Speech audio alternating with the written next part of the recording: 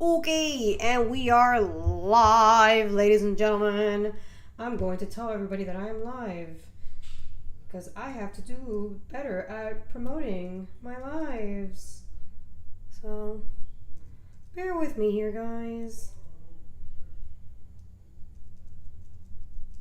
Alright, going live. Well, I'm not going live. I am live. Alright, I'm just saying, you know what? I've learned that instead of just saying that on the story, because people take forever to look at stories, I'm just going to share.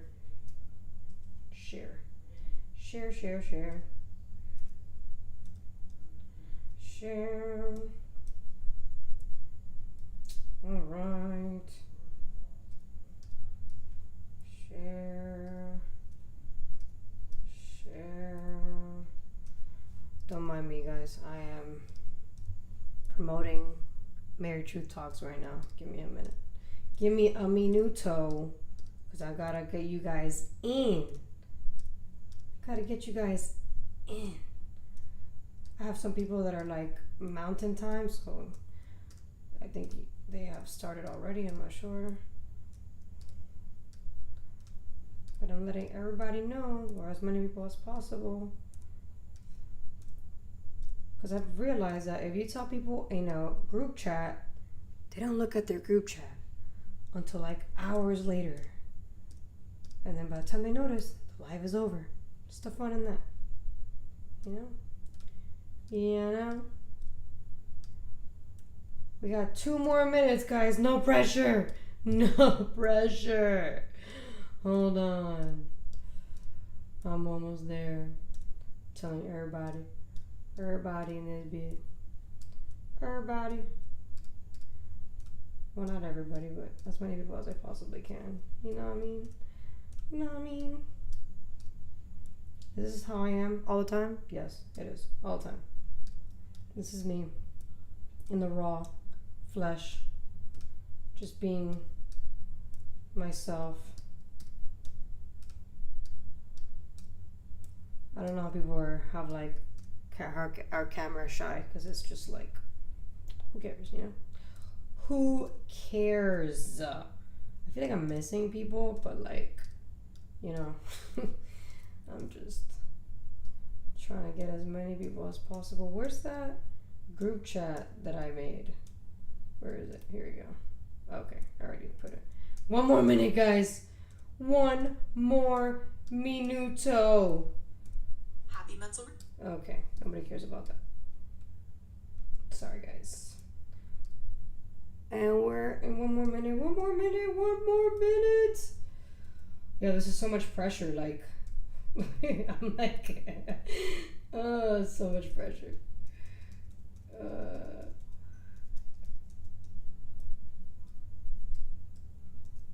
All right.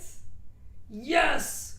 What a beast. Oh my God, I'm a badass. All right. About Israel and about the attack by Iran.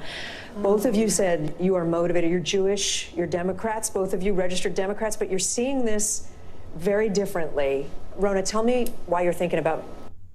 All right, nobody cares about that. Can we get to the debate? Said that he had been in combat when he was in Okay, I don't want to hear any of that. When does the debate start? Because it said 9 p.m. Is it here? Is it not here?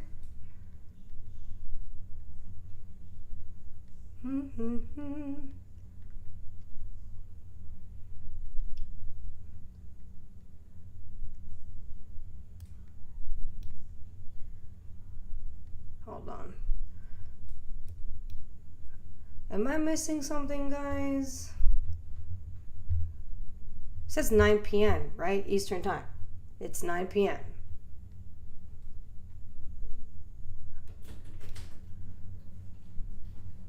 Is it there? It's supposed to be here. But I don't see nothing. I just see them talking. I don't see no debate yet. Alright, hold on. Because maybe it's not this NBC. Maybe it's not. Fox. Nah, it's NBC. Is It's Fox. It's Fox? Live on Fox now. Oh no. Right here, look. Yeah, okay, I'm like, am I going crazy? I'm like on top of this. Put the volume on. And around the world. We have a consequential night ahead, and our focus is the issues that matter to you, the voter.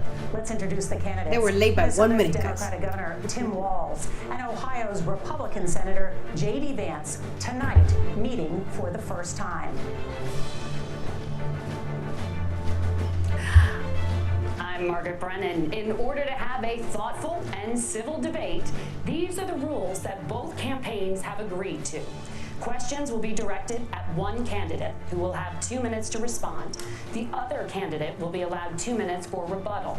Then each candidate will get another minute to make further points, with an additional 1 minute each at the discretion of the moderator. The primary role of the moderators is to facilitate the debate between the candidates, enforce the rules, and provide the candidates with the opportunity to fact-check claims made by each other. CBS News reserves the right to mute the candidates' microphones to maintain decorum. We have not shared the questions or topics with the campaigns. The stage is set. Governor, Senator, thank you for joining us. Let's get started. Tonight, our country is facing several unfolding crises. The Middle East is on the brink of war. Americans are suffering from the catastrophic impact of Hurricane Helene, and now a labor strike as 25,000 dock workers from Maine to Texas are picketing. We're going to begin tonight with the Middle East. Margaret. Thank you, Nora. Earlier today, Iran launched its largest attack yet on Israel, but that attack failed, thanks to joint U.S. and Israeli defensive action. President Biden has deployed more than 40,000 U.S. military personnel and assets to that region over the past year to try to prevent a regional war. Iran is weakened, but the U.S. still considers it the largest state sponsor of terrorism in the world, and it has drastically reduced the time it would take to develop a nuclear weapon. It is down now to 1 or 2 weeks' time. Governor Walz, if you were the final voice in the Situation Room, would you support or oppose a preemptive strike by Israel on Iran? You have 2 minutes. Well, thank you, and thank you for those joining at home tonight. Let's keep in mind where this started. October 7th, Hamas terrorists massacred over 1,400 Israelis and took prisoners. Israel's ability to be able to defend itself is absolutely fundamental. Getting its hostages back, fundamental, and ending the humanitarian crisis in Gaza. But the expansion of Israel and its proxies is an absolute fundamental necessity for the United States to have the steady leadership there. You saw it experienced today, where along with our Israeli partners and our coalition, able to stop the incoming attack.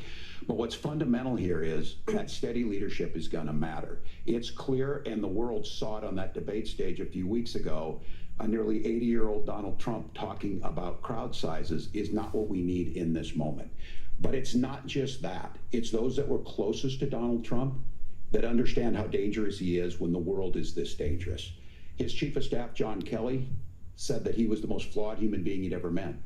And both of his secretaries of defense and his national security advisors said he should be nowhere near the White House. Now, the person closest to them, Donald Trump, said he's unfit for the highest office. That was Senator Vance.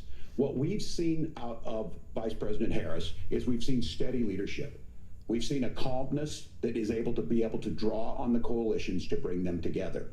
Understanding that our allies matter. When our allies see Donald Trump turn towards Vladimir Putin, turn towards North Korea, when we start to see that type of fickleness around holding the coalitions together, we will stay committed. And as the Vice President said today we will protect our forces and our allied forces, and there will be consequences. Governor, your time is up. Senator Vance, the same question. Would you support or oppose a preemptive strike by Israel on Iran? You have 2 minutes. So, Margaret, I want to answer the question. First of all, thanks, Governor. Thanks to CBS for hosting the debate. And thanks, most importantly, to the American people who are watching this evening and caring enough about this country to pay attention to this vice presidential debate. I want to answer the question, but I want to actually give an introduction to myself a little bit, because I recognize a lot of Americans don't know who either one of us are. I was raised in a working class family. My mother required food assistance for periods of her life. My grandmother required Social Security help to raise me, and she raised me in part because my own mother struggled with addiction for a big chunk of my early life. I went to college on the GI Bill after I enlisted in the Marine Corps and served in Iraq. And so I stand here asking to be your vice president with extraordinary gratitude for this country, for the American dream that made it possible for me to live my dreams. And most importantly, I know that a lot of you are worried about the chaos in the world and the feeling that the American dream is unattainable. I want to try to convince you tonight over the next 90 minutes that if we get better leadership in the White House, if we get Donald Trump back in the White House, the American dream is going to be attainable once again. Now, to answer this particular question, we have to remember that as much as Governor Walz just accused Donald Trump of being an agent of chaos, Donald Trump actually delivered stability in the world, and he did it by establishing effective deterrence. People were afraid of stepping out of line. Iran, which launched this attack, has received over $100 billion in unfrozen assets thanks to the Kamala Harris administration. What do they use that money for? They use it to buy weapons that they're now launching against our allies, and God forbid, potentially launching against the United States as well. Donald Trump recognized that for people to fear the United States, you needed peace through strength. They needed to recognize that if they got out of line, the United States global leadership would put stability and peace back in the world. Now, you asked about a preemptive strike, Margaret, and I want to answer the question. Look, it is up to Israel what they think they need to do to keep their country safe, and we should support our allies wherever they are when they're fighting the bad guys. I think that's the right approach to take with the Israel question. Thank you, Senator. Governor Walz, do you care to respond to any of the allegations? Well, look, Donald Trump was in office. We'll sometimes hear a revisionist history, but when Donald Trump was in office, it was Donald Trump who we had a coalition of nations that had boxed Iran's nuclear program in, the inability to advance it. Donald Trump pulled that program and put nothing else in its place. So Iran is closer to a nuclear weapon than they were before because of Donald Trump's fickle leadership. And when Iran shot down an American aircraft in international airspace, Donald Trump tweeted, because that's the standard diplomacy of Donald Trump. And when Iranian missiles did fall near U.S. troops and they received traumatic brain injuries, Donald Trump wrote it off as headaches. Look, our allies understand that Donald Trump is fickle. He will go to whoever has the most flattery or where it makes sense to him. Steady leadership like you witnessed today, like you witnessed in April. Both Iranian attacks were repelled. Our coalition is strong, and we need the steady leadership that Kamala Harris is providing. Senator Vance, the U.S. did have a diplomatic deal with Iran to temporarily pause parts of its nuclear program, and President Trump did exit that deal. He recently said, just 5 days ago, the U.S. must now make a diplomatic deal with Iran because the consequences are impossible. Did he make a mistake? You have 1 minute. Well, first of all, Margaret, diplomacy is not a dirty word, but I think that's something that Governor Walz just said is quite extraordinary. You yourself just said Iran is as close to a nuclear weapon today as they have ever been. And Governor Walz, you blame Donald Trump. Who has been the vice president for the last 3.5 years? And the answer is your running mate, not mine. Donald Trump consistently made the world more secure. Now, we talk about the sequence of events that led us to where we are right now, and you can't ignore October the 7th, which I appreciate Governor Walz bringing up. But when did Iran and Hamas and their proxies attack Israel? It was during the administration of Kamala Harris. So Governor Walz can criticize Donald Trump's tweets, but effective, smart diplomacy and peace through strength is how you bring stability back to a very broken world. Donald Trump has already done it once before. Ask yourself at home, when was the last time, I'm 40 years old, when was the last time that an American president didn't have a major conflict break out? The only answer is during the 4 years that Donald Trump was president. Gentlemen, we have a lot to get to. Nora? Margaret, thank you. True. Yep. Let's turn now to Hurricane Helene. The storm could become one of the deadliest on record. More than 160 people are dead and hundreds more are missing. Scientists say climate change makes these hurricanes larger, stronger. This guy's and more writing. deadly because of the historic I'm gonna lose. Senator Vance, according to CBS News polling, 7 in 10 Americans and more than 60% of Republicans under the age of 45 favor the U.S. taking steps to try and reduce climate change. Senator, what responsibility would the Trump administration have to try and reduce the impact of climate change? I'll give you 2 minutes. Sure. So first of all, let's start with the hurricane, because it's an unbelievable, unspeakable human tragedy. I just saw today actually a photograph of 2 grandparents on a roof with a 6-year-old child, and it was the last photograph ever taken of them because the roof collapsed and those innocent people lost their lives. And I'm sure Governor Walz joins me in saying our hearts go out to those innocent people, our prayers go out to them, and we want as robust and aggressive as a federal response as we can get to save as many lives as possible, and then of course afterwards to help the people in those communities rebuild. I mean, these are communities that I love. Some of them I know very personally in Appalachia, all across the Southeast. They need their government to do their job, and I commit that when Donald Trump is president again, the government will put the citizens of this country first when they suffer from a disaster. Now, Nora, you asked about climate change. I think this is a very important issue. Look, a lot of people are justifiably worried about all these crazy weather patterns. I think it's important for us, first of all, to say Donald Trump and I support clean air, clean water. We want the environment to be cleaner and safer. But one of the things that I've noticed some of our Democratic friends talking a lot about is a concern about carbon emissions, this idea that carbon emissions drives all of the climate change. Well, let's just say that's true, just for the sake of argument, so we're not arguing about weird science. Let's just say that's true. Well, if you believe that, what would you want to do? The answer is that you'd want to reshore as much American manufacturing as possible, and you'd want to produce as much energy as possible in the United States of America, because we're the cleanest economy in the entire world. What have Kamala Harris's policies actually led to? More energy production in China, more manufacturing overseas, more doing business in some of the dirtiest parts of the entire world. And when I say that, I mean the amount of carbon emissions they're doing per unit of economic output. So if we actually care about getting cleaner air and cleaner water, the best thing to do is to double down and invest in American workers and the American people. And unfortunately, Kamala Harris has done exactly the opposite. Governor Walz, you have 2 minutes to respond. Well, we got close to an agreement because all those things are happening. Look, first of all, it is a horrific tragedy with this hurricane, and my heart goes out to the folks that are down there in contact with the governors. I serve as co-chair of the Council of Governors as we work together on these emergency managements. Governors know no partisanship. They work together to solve. The governors and the emergency responders are on the ground. Those happen on the front end. The federal government comes in, makes sure they're there to that we recover, but we're still in that phase where we need to make sure that they're staying there, staying focused. Now look, coming back to the climate change issue, there's no doubt this thing roared onto the scene faster and stronger than anything we've seen. Senator Vance has said that there's a climate problem in the past. Donald Trump called it a hoax and then joked that these things would make more beachfront property to be able to invest in. What we've seen out of the Harris administration now, the Biden-Harris administration, is we've seen this investment. We've seen massive investments, the biggest in global history that we've seen in the Inflation Reduction Act, has created jobs all across the country. Where are they? Jeffersonville, Ohio, taking the EV technology that we invented and making it here. 200,000 jobs across the country. The largest solar manufacturing plant in North America sits in Minnesota. But my farmers know climate change is real. They've seen 500-year droughts, 500-year floods back to back. But what they're doing is adapting, and this has allowed them to tell me, look, I harvest corn, I harvest soybean, and I harvest wind. We are producing more natural gas and more oil at any time than we ever have. We're also producing more clean energy. So the solution for us is to continue to move forward, that climate change is real.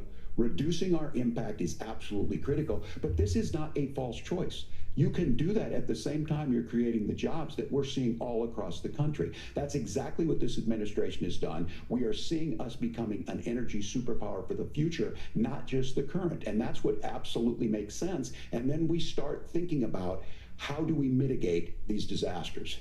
Thank you. Senator, I want to give you an opportunity to respond there. The governor mentioned that President Trump has called climate change a hoax. Do you agree? Well, look, what the president has said is that if the Democrats, in particular Kamala Harris and her leadership, if they really believe that climate change is serious, what they would be doing is more manufacturing and more energy production in the United States of America, and that's not what they're doing. So clearly Kamala Harris herself doesn't believe her own rhetoric on this. If she did, she would actually agree with Donald Trump's energy policies. Now, something Governor Walz said I think is important to touch upon, because when we talk about clean energy, I think that's a slogan that often the Democrats Democrats will use here. I'm talking, of course, about the Democratic leadership. And the real issue is that if you're spending hundreds of millions or even billions of dollars of American taxpayer money on solar panels that are made in China, number one, you're going to make the economy dirtier. We should be making more of those solar panels here in the United States of America. Some of them are, Tim, but a lot of them are being made overseas in China, especially the components that go into those solar panels. So if you really want to make the environment cleaner, you've got to invest in more energy production. We haven't built a nuclear facility, I think, one in the past 40 years. Natural gas, we got to invest more in it. Kamala Harris has done the opposite. That's raised energy prices and also meant that we're doing Senator, worse by your the time climate. is up. Governor, would you like to respond?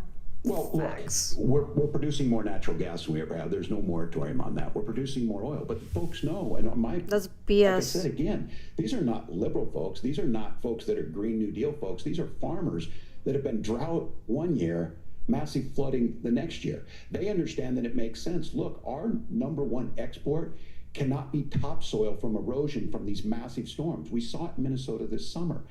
And thinking about how do we respond to that, we're thinking ahead on this. And what Kamala Harris has been able to do in Minnesota, we're starting to weatherproof some of these things. The infrastructure law that was passed allows us to think about mitigation in the future. How do we make sure that we're protecting by burying our power lines? How do we make sure that we're protecting lakefronts and things that we're seeing more and more of? But to call it a hoax and to take the oil company executives to Mar-a-Lago, say, give me money for my campaign and I'll let you do whatever you want. We can be smarter about that, and an all-above energy policy is exactly what she's doing, creating those jobs right here. Governor, your time is up. The overwhelming consensus among scientists is that the Earth's climate is warming at an unprecedented rate. Margaret? It's better warming than getting We're gonna colder. turn now to immigration. The crisis at the U.S.-Mexico border consistently ranks as one of the top issues for American voters. Senator Vance, your campaign is pledging to carry out the largest mass deportation plan in American history and to use the U.S. military to do so. Could you be more specific about exactly how this will work? For example, would you deport parents who have entered the U.S. illegally and separate them from any of their children who were born on U.S. soil? You have 2 minutes. So first of all, Margaret, before we talk about deportations, we have to stop the bleeding. We have a historic immigration crisis because Kamala Harris started and said that she wanted to undo all of Donald Trump's border policies. 94 executive orders suspending deportations, decriminalizing illegal aliens, massively increasing the asylum fraud that exists in our system. That has opened the floodgates. And what it's meant is that a lot of fentanyl is coming into our country. I had a mother who struggled with opioid addiction and has gotten clean. I don't want people who are struggling with addiction to be deprived of their second chance because Kamala Harris let in fentanyl into our communities at record levels. So you've got to stop the bleeding. You've got to re-implement Donald Trump's border policies, build the wall, re-implement deportations. And that gets me to your point, Margaret, about what do we actually do? So we've got 25 million illegal aliens who are here in the country. What do we do with them? I think the first thing that we do is we start with the criminal migrants. About 1 million of those people have committed some form of crime in addition to crossing the border illegally. I think you start with deportations on those folks. And then I think you make it harder for illegal aliens to undercut the wages of American workers. A lot of people will go home if they can't work for less than minimum wage in our own country. And by the way, that'll be really good for our workers who just want to earn a fair wage for doing a good day's work. And the final point, Margaret, is you asked about family separation. Right now in this country, Margaret, we have 320,000 children that the Department of Homeland Security has effectively lost. Some of them have been sex trafficked. Some of them hopefully are at homes with their families. Some of them have been used as drug trafficking mules. The real family separation policy in this country is unfortunately Kamala Harris's wide open southern border. And I'd ask my fellow Americans to remember when she came into office, she said she was going to do this. Real leadership would be saying, you know what, I screwed up. We're going to go back to Donald Trump's border policies. I wish that she would do that. It would be good for all of us. Governor, do you care to respond to any of the specific allegations, including that the vice president is, quote, letting in fentanyl and using kids as drug mules, among other things regarding children? The drug mule is not true, but I will say about this, about the fentanyl, because this is a crisis of this, the opioid crisis. And the good news on this is the last 12 months saw the largest decrease in opioid deaths in our nation's history. 30% decrease in Ohio, but there's still more work to do. But let's go back to this on immigration. Kamala Harris was the Attorney General of the largest state, a border state in California. She's the only person in this race who prosecuted transnational gangs for human trafficking and drug interventions. But look, we all want to solve this. Most of us want to solve this. And that is the United States Congress. That's the Border Patrol agents. That's the Chamber of Commerce. That's most Americans out here. That's why we had the fairest and the toughest bill on immigration that this nation's seen. It was crafted by a conservative senator from Oklahoma, James Lankford. I know him, he's super conservative, but he's a man of principle, wants to get it done.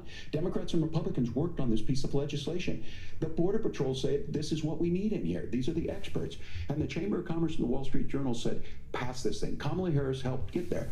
1,500 new border agents, detection for drugs, DOJ money to speed up these the adjudications on this, just what America wants.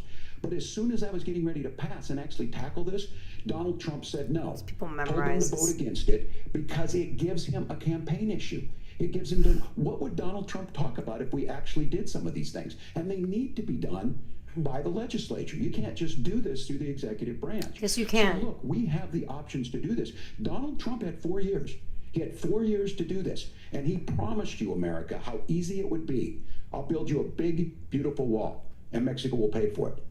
Less than 2% of that wall got built, and Mexico didn't pay a dime. But here we are again, 9 years after he came down that escalator, dehumanizing people and telling them what he was going to do. As far as the deportation plan, at one point, Senator Vance said it was so unworkable to be laughable.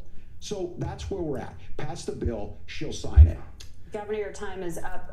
Senator, the question was, will you separate parents from their children, even if their kids are U.S. citizens? You have 1 minute. Margaret, my point is that we already have massive child separations thanks to Kamala Harris's open border. And I didn't accuse Kamala Harris of inviting drug mules. I said that she enabled the Mexican drug cartels to operate freely in this country. And we know that they use children as drug mules, and it is a disgrace, and it has to stop.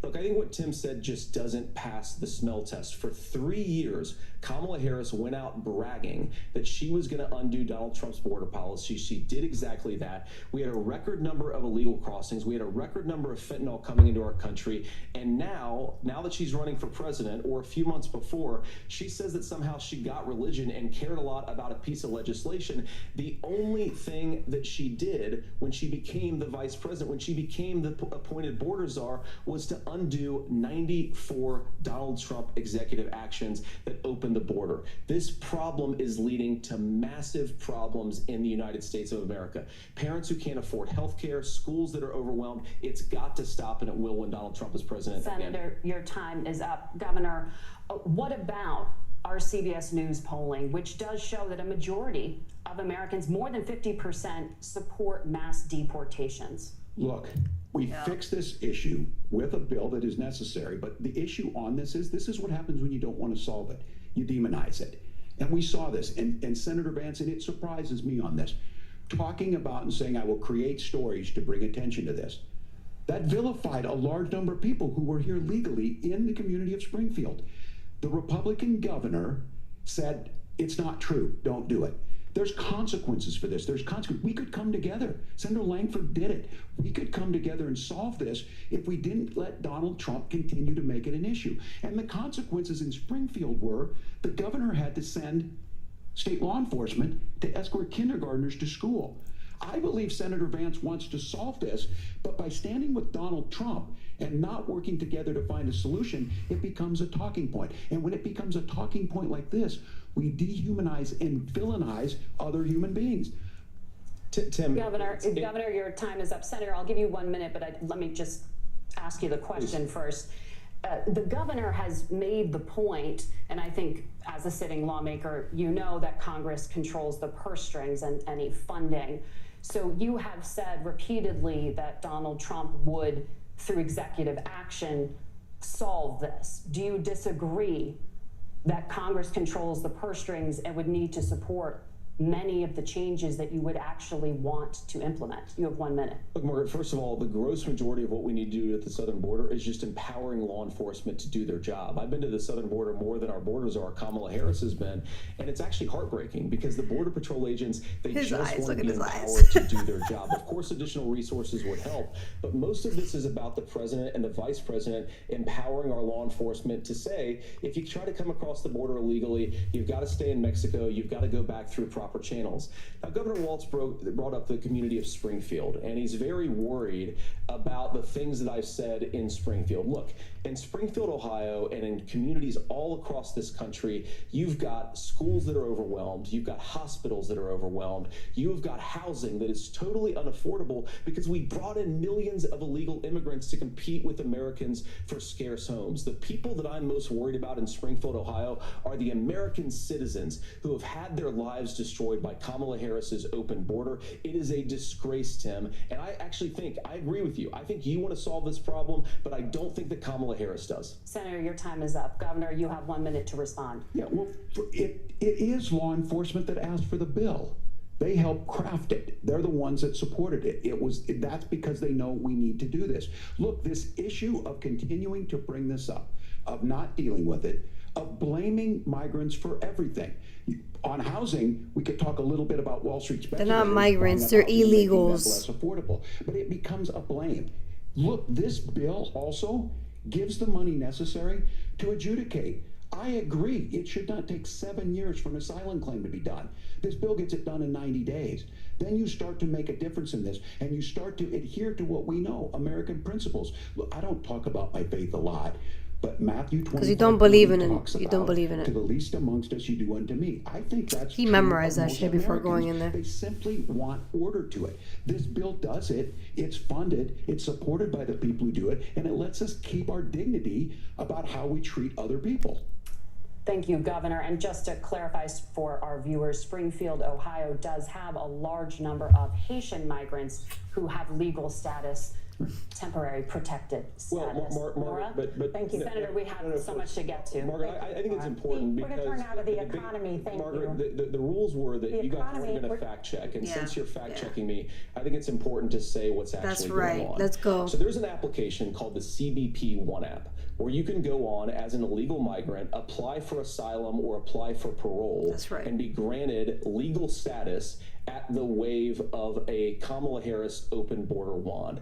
That is not a person coming in, applying for a green card and waiting for 10 years. That is the facilitation of illegal immigration, Margaret, by our own leadership. Thank you, Senator, for describing the legal process. We have so Kamala much Harris to get opened up to, that Senator. pathway. We have so much. Let's go. Thank you, gentlemen. What's up, OK Records? Has not been on the books since 1990. It's something that Kamala Harris created, Margaret. Gentlemen, the audience can't hear you because your mics are cut. We can hear him. So much we want to get to. Thank you for explaining the legal process. Of course, they don't want people to know the legal process. The economy is a top concern for voters. Each of your campaigns has released an economic plan, so let's talk about the specifics. Governor Walz, Vice President Harris unveiled a plan that includes billions in tax credits for manufacturing, housing, and a renewed child tax credit. The Wharton School says your proposals will increase the nation's deficit by $1.2 trillion. How would you pay for that without ballooning the deficit? Governor, I'll give you 2 minutes. Yeah, thank you. And Kamala Harris and I do believe in the middle class because that's where we come from. We both grew up in that. We understand. So those of you out there listening God, tonight, she was privileged. She was not part of the middle class. That's what this is supposed to happen. You should be listening. How's this going to impact me? The bold forward plan that Kamala Harris put out there is talking about this housing issue. The one thing is there's 3 million new houses proposed under this plan with down payment assistance on the front end to get you in a house. A house is much more than just an asset to be traded somewhere. It's foundational to where you're at. And then making sure that the things you buy every day, whether they be prescription drugs or other things, that there's fairness in that. Look, the $35 insulin is a good thing, but it costs $5 to make insulin. They were charging $800 before this law went into effect. As far as the housing goes, I've seen it in Minnesota.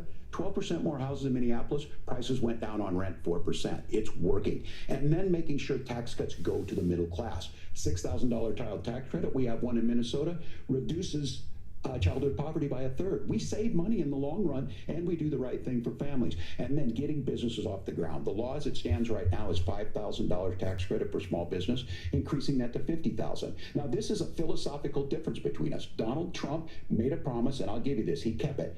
He took folks to Mar-a-Lago, said, you're rich as hell, I'm gonna give you a tax cut. He gave the tax cuts that predominantly went to the top class. That's a lie. That is such a lie. $8 trillion increase in the national debt, the largest ever. These now people he's are proposing unreal how they can lie on live camera. Consumption or sales tax on everything we bring in.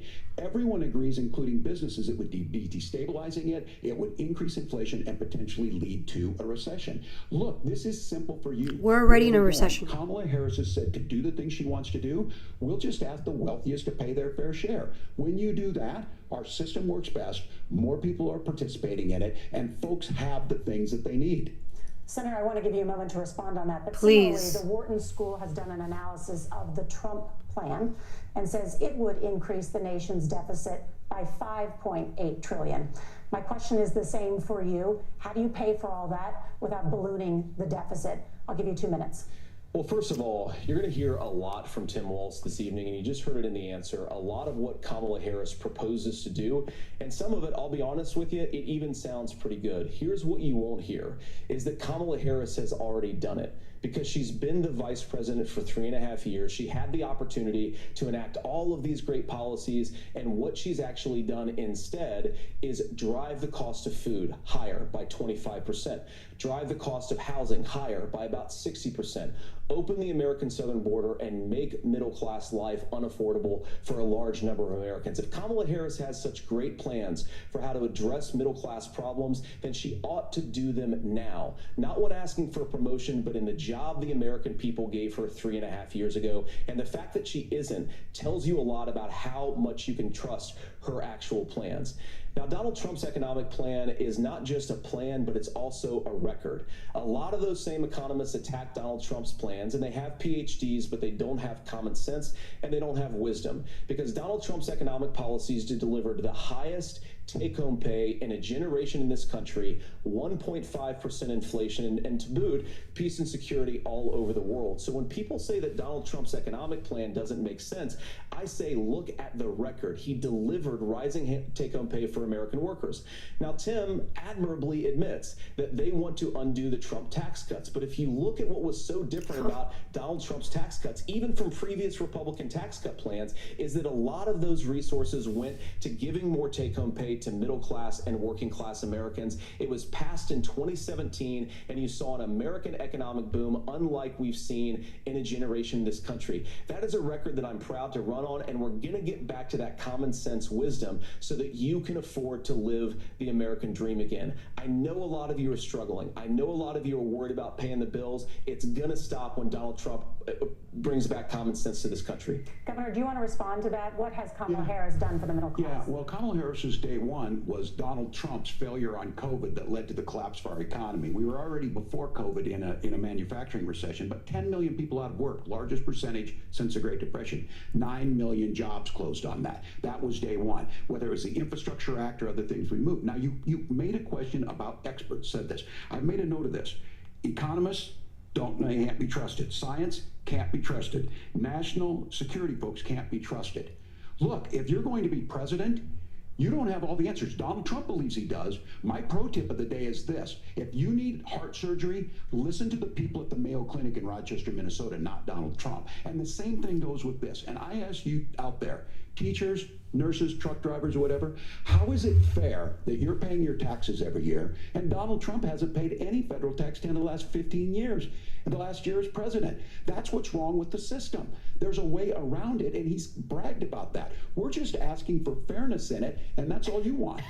This is the same guy who's gone to China 30 times. Trust the experts. But those same experts for 40 years said that if we shipped our manufacturing base off to China, we'd get cheaper goods. They lied about that. They said if we shipped our industrial base off to other countries, to Mexico and elsewhere, it would make the middle class stronger. They were wrong about that. They were wrong about the idea that if we made America less self-reliant, less productive in our own nation, that it would somehow make us better off, and they were wrong about it. And for the first time in a generation, Donald Trump had the wisdom and the courage to say to that bipartisan consensus, we're not doing it anymore. We're bringing American manufacturing back. We're unleashing American energy. We're going to make more of our own stuff. And this isn't just an economic issue. I mean, I've got 3 beautiful little kids at home, 7, 4, and 2, and I love them very much, and I hope they're in bed right now. But look, so many of the drugs, the pharmaceuticals that we put in the bodies of our children are manufactured by nations that hate us. This has to stop, and we're not going to stop it by listening to experts. We're going to stop it by listening to common sense wisdom, which is what Donald Trump governed on. Senator, you're talking about Governor Walz. Can you address that? I mean, voters say they trust Donald Trump on the economy more. Why? Well, if you're listening tonight and you want billionaires to get tax cuts, you heard what the numbers were. It's not billionaires who are getting tax cuts. Look, I'm a union guy on this. I'm not a guy who wanted to ship. He's a things Marxist. overseas, That's why he wants. Look, He's gone to China so many times. Corn. We need to have fair trading partners. That's something that we believe in. I think the thing that most concerns me on this is Donald Trump was the guy who created the largest trade deficit in American history with China. So the rhetoric is good. China. Much of what the senator said right there, I'm in agreement with him on this. I watched it happen too. I watched it to my communities, and we talked about that. But we had people undercutting the right to collectively bargain. We had right to work states made it more difficult. We had companies that were willing to ship it over, and we saw people profit.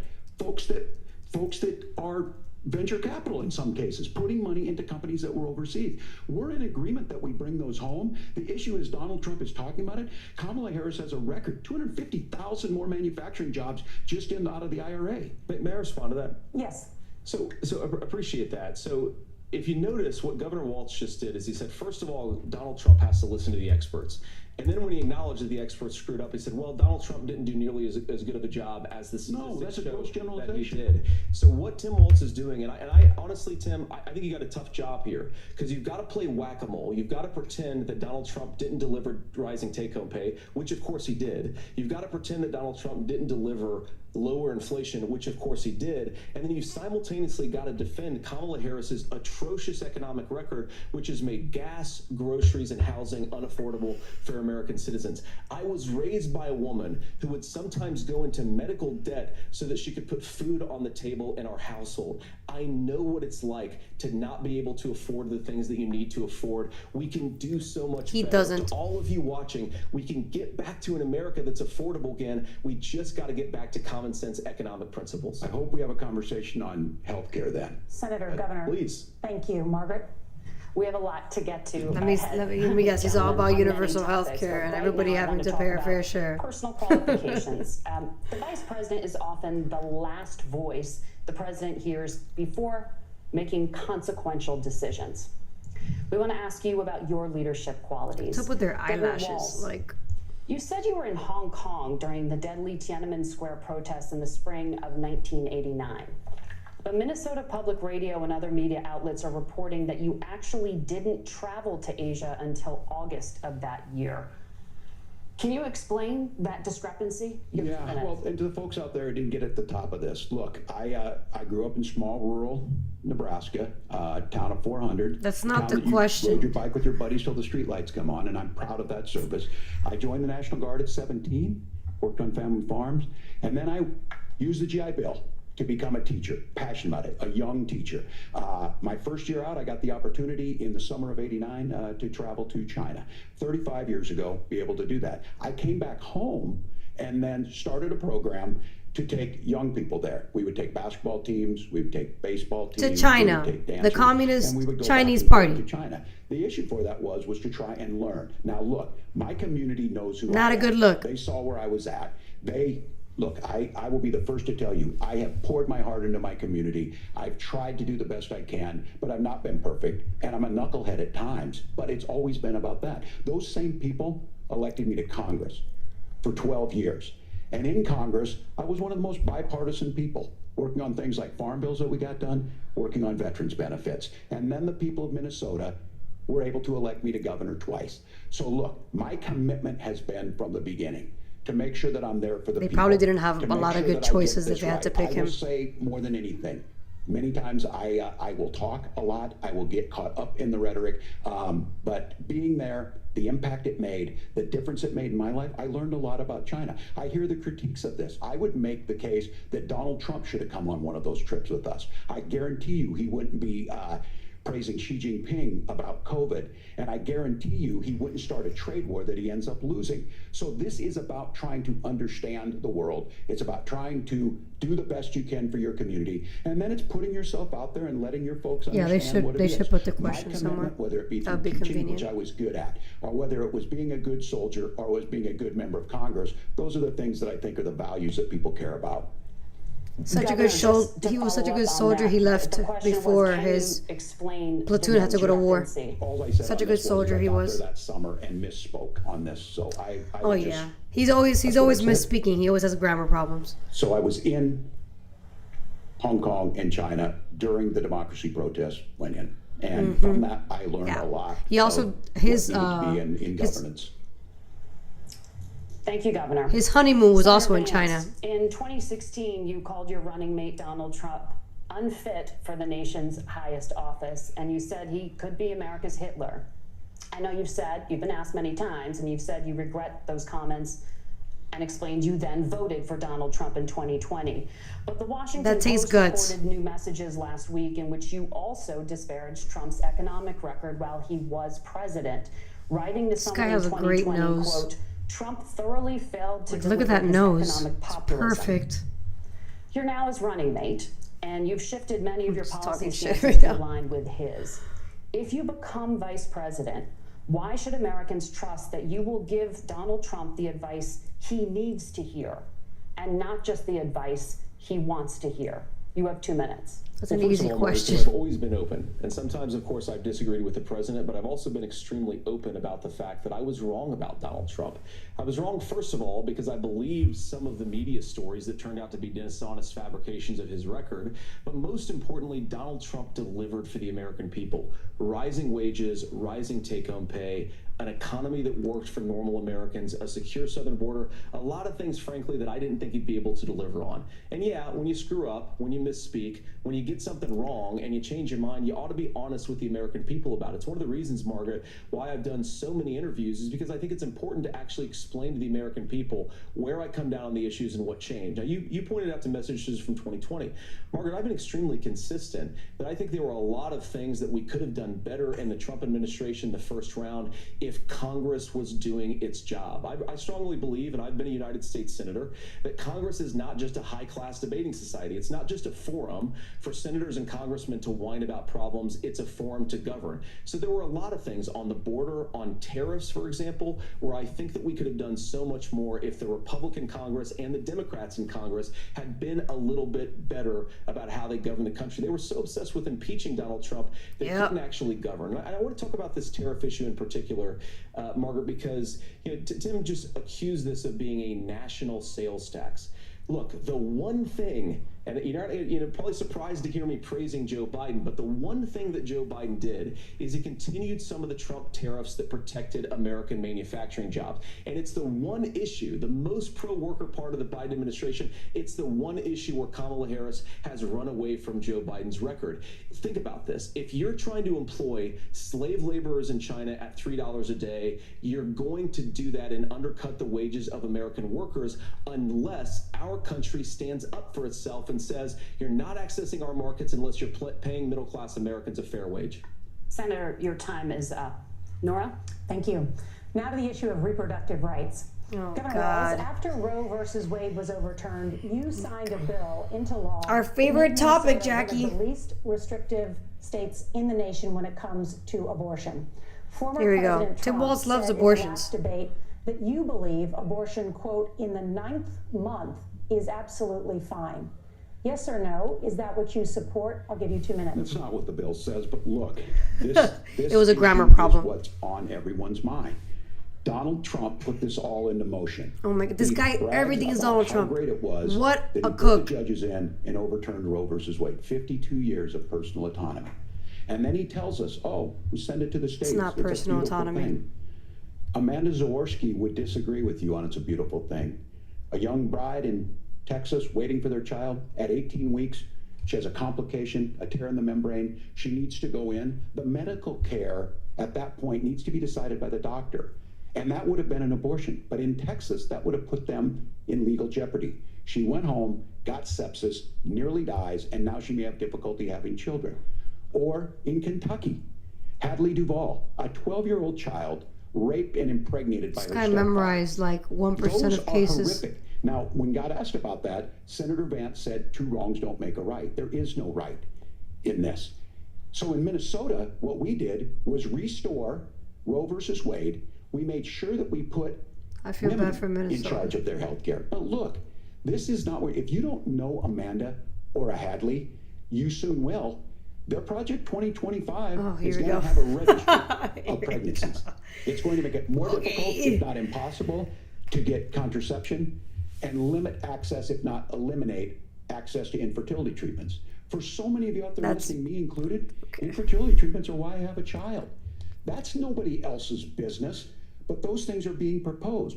And the catch-all on this is, well, the states will decide what's right for Texas might not be right for Washington.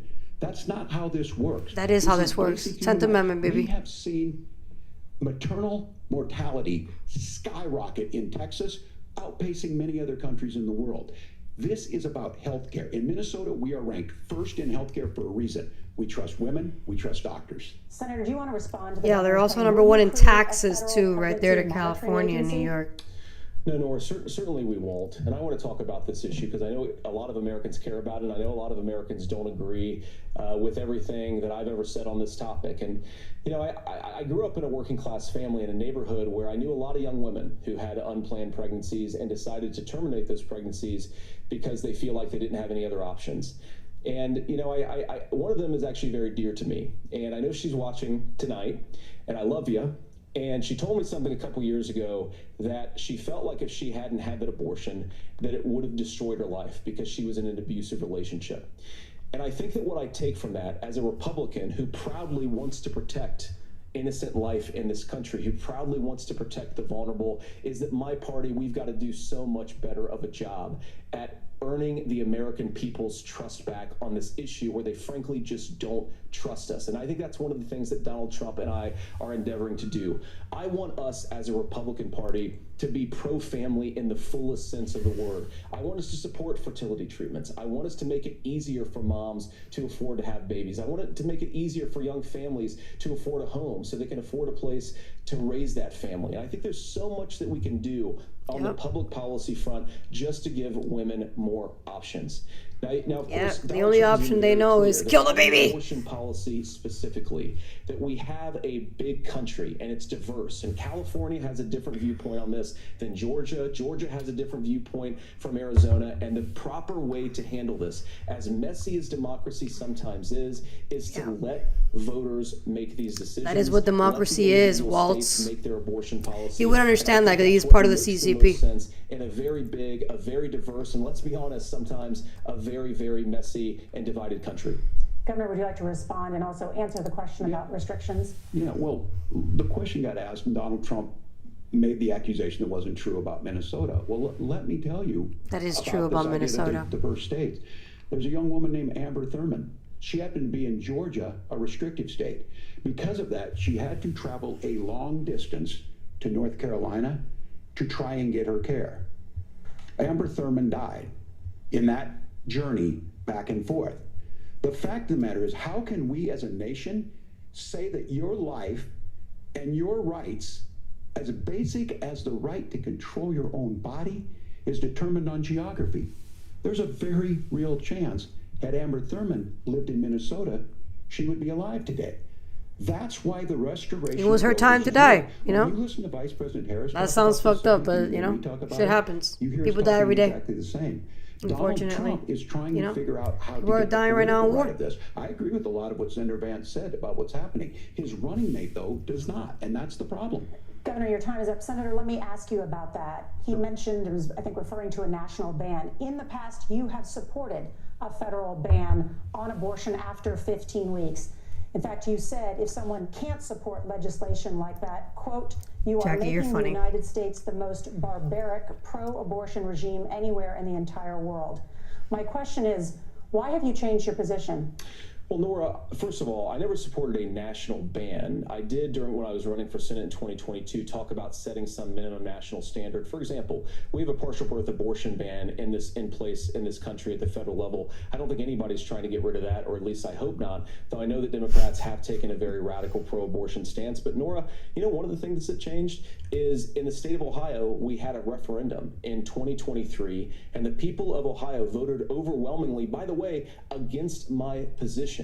And I think that what I learned from that, Nora, is that we've got to do a better job at winning back people's trust. So many young women would love to have families. So many young women also see an unplanned pregnancy as something that's going to destroy their livelihood, destroy their education, destroy their relationships. And we have got to earn people's trust back. And that's why Donald Trump and I are committed to pursuing pro-family policies, making childcare more accessible, making fertility treatments more accessible, because we've got to do a better job at that. And that's what real leadership is. Yep. Governor, your response. Instead of killing babies. The pro-abortion piece of that. No, we're not.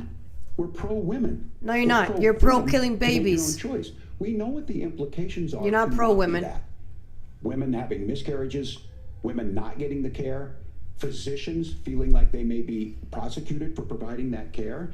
And as far as making sure that we're educating our children and giving them options, Minnesota's a state with one of the lowest teen pregnancy rates. We understand that too. We know that the options need to be available, and we make that true. We also make it, we're a top 3 state for the best place to raise children. But these two things, to try and say that we're pro-children, but we don't like this, or you guys are pro-abortion, that's not the case at all.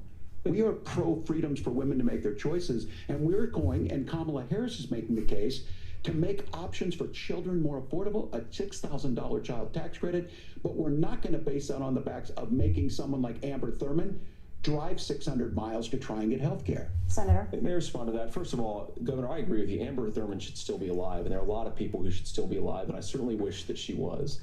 And maybe you're free to disagree with me on this and explain this to me, but as I read the Minnesota law that you signed into law, the statute that you signed into law, it says that a doctor who presides over an abortion where the baby survives, the doctor is under no obligation to provide life-saving care to a baby who survives a botched late-term abortion. Yep. That is, I think, That's whether not you're true. pro-choice or That's not how the law pro-abortion, is. that is fundamentally barbaric. And that's why I use that word, Nora, is because some of what we've seen, do you want to force Catholic hospitals to perform abortions against their will? Because Kamala Harris has supported suing Catholic nuns to violate their freedom of conscience. We can be a big and diverse country where we respect people's freedom of conscience and make the country more pro-baby and pro-family. But please. Yes, Governor, please respond. Look, this is one where there's always something there. This is a very simple proposition.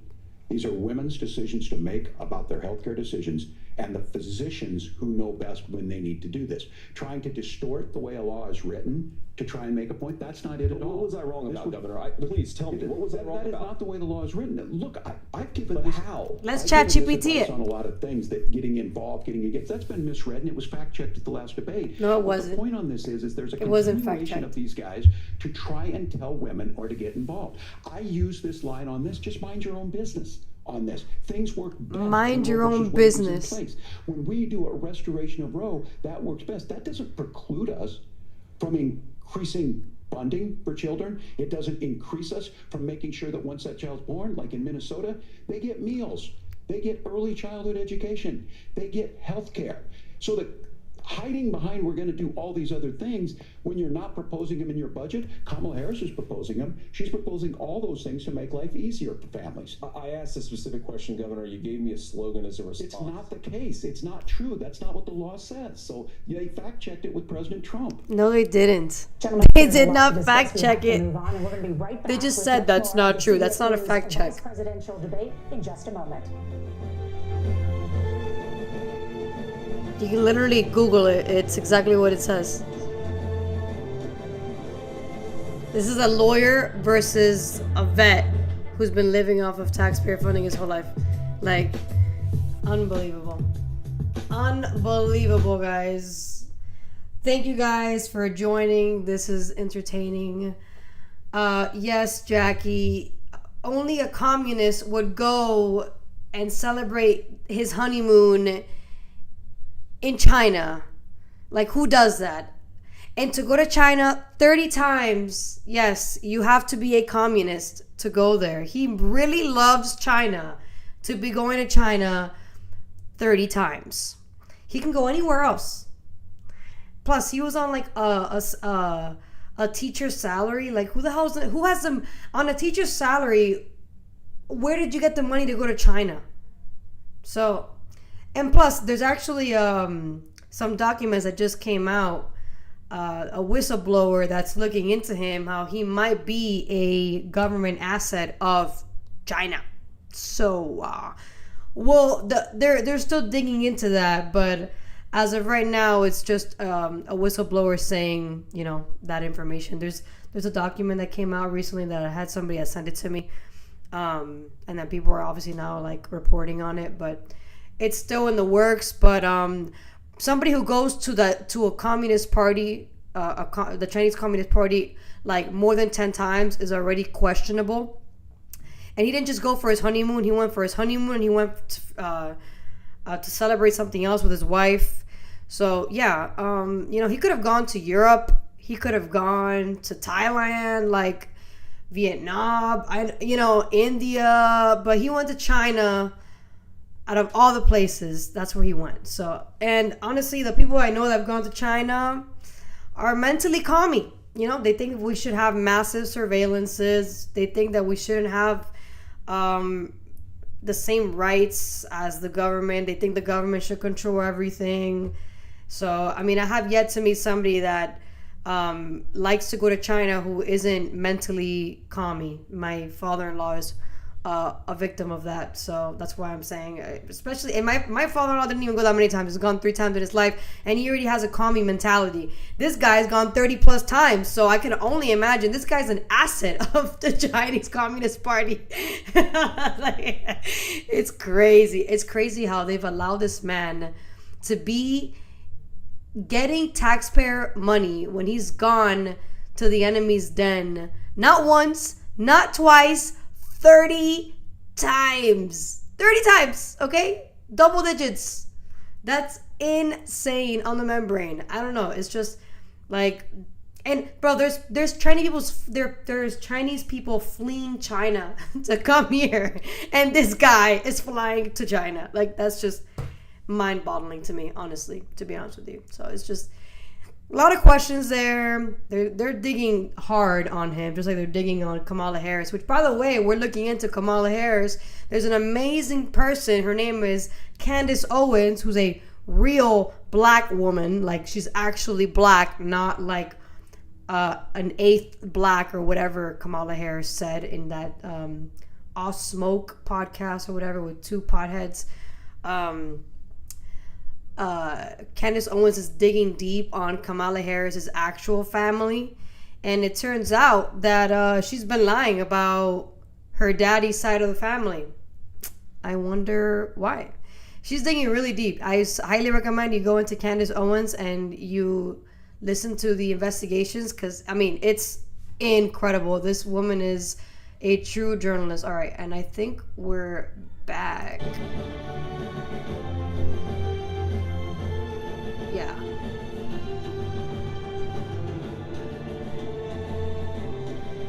Welcome back to the CBS News vice presidential debate. We want to turn now to America's gun violence epidemic. The leading cause of death for children and teens Everybody in gonna America is by That was supposed to be a Kevin Hart joke, Senator guys. Vance, you oppose most gun legislation that Democrats claim would curb gun violence. Not 13 times, 30. 30. 30. Legislation to ban certain semi-automatic rifles, including AR-15s. So let me ask you, earlier this year, for the first time, the parents of a school shooter were convicted of involuntary manslaughter and sentenced to 10 years in prison. Do you think holding parents responsible could curb mass shootings? I'll give you 2 minutes. Yeah, well, Nora, on that particular case, I don't know the full details, but I certainly trust local law enforcement and local authorities to make those decisions. I think in some cases the answer is going to be yes, and in some cases the answer is going to be no. And the details really matter here, of course. For example, if a kid steals a gun, that's going to be different than if a parent hands over a gun knowing that their kid is potentially dangerous. But look, I want to just sort of speak as a father of 3 beautiful little kids, and our oldest is now in 2nd grade. And like a lot of parents, we send our kids to school with such hope and such joy and such pride at their little faces on the first day of school. And we know, unfortunately, that a lot of kids are going to experience this terrible epidemic of gun violence. And of course, our hearts go out to the families that are affected by this terrible stuff. And we do have to do better. And I think that Governor Walz and I actually probably agree that we need to do better on this. The question is just, how do we actually do it? Now, here's something that really bothers me and worries me about this epidemic of violence. The gross majority, close to 90% in some of the statistics I've seen, of the gun violence in this country is committed with illegally obtained firearms. And while we're on that topic, we know that thanks to Kamala Harris's open border, we've seen a massive influx in the number of illegal guns run by the Mexican drug cartel. So that number, the amount of illegal guns in our country is higher today than it was 3.5 years ago. But what do we do about the schools? What do we do to protect our kids? And I think the answer is, and I say this not loving the answer, because I don't want my kids to go to school in a school that feels unsafe or where there are visible signs of security. But I unfortunately think that we have to increase security in our schools. We have to make the doors lock better. We have to make the doors stronger. We've got to make the windows stronger. And of course, we've got to increase school resource officers, because the idea that we can magically wave a wand and take guns out of the hands of bad guys, it just doesn't fit with recent experience. So we've got to make our schools safer. And I think we've got to have some common sense bipartisan solutions for how to do that. Governor, you have 2 minutes. Well, I think all the parents watching tonight, this is your biggest nightmare. Look, I got a 17-year-old, and he witnessed a shooting at a community center playing volleyball. Those things don't leave you. As a member of Congress, I sat in my office surrounded by dozens of the Sandy Hook parents, and they were looking at my 7-year-old picture on the wall. Their 7-year-old were dead, and they were asking us to do something. And look, I'm a hunter. I own firearms. The vice president is. We understand that the Second Amendment is there, but our first responsibility is to our kids to figure this out. In Minnesota, we've enacted enhanced red flag laws, enhanced background checks, and we can start to get data. But here's the problem. If we really want to solve this, we've got folks that won't allow research to be even done on gun violence. And this idea that we should just live with it, and here's what I do think, that this is a good start to the conversation. I 100% believe that Senator Vance hates it when these kids, it's abhorrent and it breaks your heart. I agree with that. But that's not far enough when we know there are things that work. I've spent time in Finland and seen some Finnish schools. They don't have this happen, even though they have a high gun ownership rate in the country. There are reasonable things that we can do to make a difference. It's not infringing on your Second Amendment. And the idea to have some of these weapons out there, it just doesn't make any sense. Kamala Harris, as an attorney general, worked on this issue. She knows that it's she has a really bad record on that, bro. Scaremonger and say we're taking your guns, but I ask all of you out there, do you want your schools hardened to look like a fort? Is that what we have to go when we know there's countries around the world that their children aren't practicing these types of drills? They're being kids. We owe it to them to get a fix. These are things that shouldn't be that difficult. You can still keep your firearms, and we can make a difference. We have to. If you're listening tonight, this breaks your heart. Senator. Tim, first My heart of all, I is didn't know that broken. your 17-year-old witnessed a shooting. I'm sorry about that, and I hope that it's appreciate doing okay. you saying so. Christ have mercy. It is awful. And I appreciate what Tim said actually about Finland, because I do think it illustrates some of the frankly weird differences between our own country's gun violence problem and Finland. Is okay, first of all, we have way higher rates of mental health abuse or mental health substance abuse. Yep. We have way higher rates of depression, way higher rates of anxiety. We unfortunately have a mental health crisis in this country that I really do think that we need to get to the root causes of, because I don't think it's the whole reason why we have such a bad gun violence problem. MBE, But I baby. do think it's a big piece of it. Another driver of the gun violence epidemic, especially that affecting our kids, it doesn't earn as many headlines, but is the terrible gun violence problem in a lot of our big cities. And this is why we have to empower law enforcement to arrest the bad guys, put them away, and take gun offenders off the streets. I think there's a whole host of things that we can do here, but I do think at our schools we've got to talk about more security. Senator, thank you. Governor, you previously opposed an assault weapons ban, but it's only later in your political career did you change your position. Why? Yeah, I sat in that office with those Sandy Hook parents. I've become friends with school shooters. I've seen it. Look, the NRA, I was the NRA guy for a long time. They used to teach gun safety. I'm of an age where My shotgun was in my car so I could pheasant hunt after football practice. That's not where we live today. And several things I want to mention on this is, talking about cities and where it's at, the number one where the most firearm deaths happen in Minnesota are rural suicides. And we have an epidemic of children getting guns and shooting themselves. And so we have, and we should look at all of the issues. Making sure folks have health care and all that, but I want to be very careful. This idea of stigmatizing mental health, just because you have a mental health issue doesn't mean you're violent. And I think what we end up doing is we start looking for a scapegoat. Sometimes No, but it could mean that you can be violent. It's just the guns, and there are things. It's that not you the can do about gun. it. But It's I the do person think who that pulls this the is trigger. one, and I think this is a healthy conversation. I think there's a capacity to find solutions on this that work, protect Second Amendment, protect our children. That's our priority. Gentlemen, thank you. Margaret? Thank you, Nora. Let's turn now to the top contributor to Qué más me inflation. cae las the tipas high estas. cost of Thank you, housing Margaret. and Thank you, rent. Nora. There's a shortage of more than Christ. 4 million homes in the United States, and that contributes. Why to can't it the be high Joe housing Rogan or crisis. something? Like, God, Governor these people are Walz, terrible. The Harris campaign promises falling a asleep here. How are y'all $25,000 doing? down payment assistance for I'm probably the first-time most entertaining thing home here. buyers and a I know I am. $10,000 tax credit. They also promise to build 3 million new homes. Where are you building these homes, and won't handing out that kind of money just drive up prices higher? No, it's Yes. not handing out money. First, let me say this issue of housing. No. And I think those of you listening on this, the problem we've had is that we've got a lot of folks that see housing as another commodity. It can be bought up, it can be shifted. It can is. be It's moved an around. asset, Those Tim are not Walz. folks living in those houses. Qué Those of you estúpido, listening man. tonight, that house is a big deal. I bought and owned one house in my life. My mom still lives in the house where I was. And when I think of a house, I'm thinking of Christmas services after midnight mass where you go with your family. We Ay, need to make it Cristiano. more affordable. And one of the things, as I said, this program that the vice president is pushing forward and bringing a new way of approaching this is something we're doing in Minnesota from that lead. We in the state invested in making sure our housing was the biggest investment that we'd ever made in housing. It starts to make it easier. We cut some of the red tape. Local folks, look, we can't do it at the federal level, but local folks make it easier to build those homes. And then that down payment assistance. I can tell all of you out there, one of the certainly. And who's for me, paying for that? Using the GI Bill was one thing. Jesus But Christ. a veteran's home loan, the big thing about a veteran's home loan is you don't have to pay the down payment. Those are things that make it there. Now, look, you're going to pay it back and you're going to pay your mortgage. Those are things that we know in the long run, the appreciated value, the generational wealth that's created from it. And I will give Minneapolis an example. Minneapolis is the one city where we've seen the lowest inflation rates.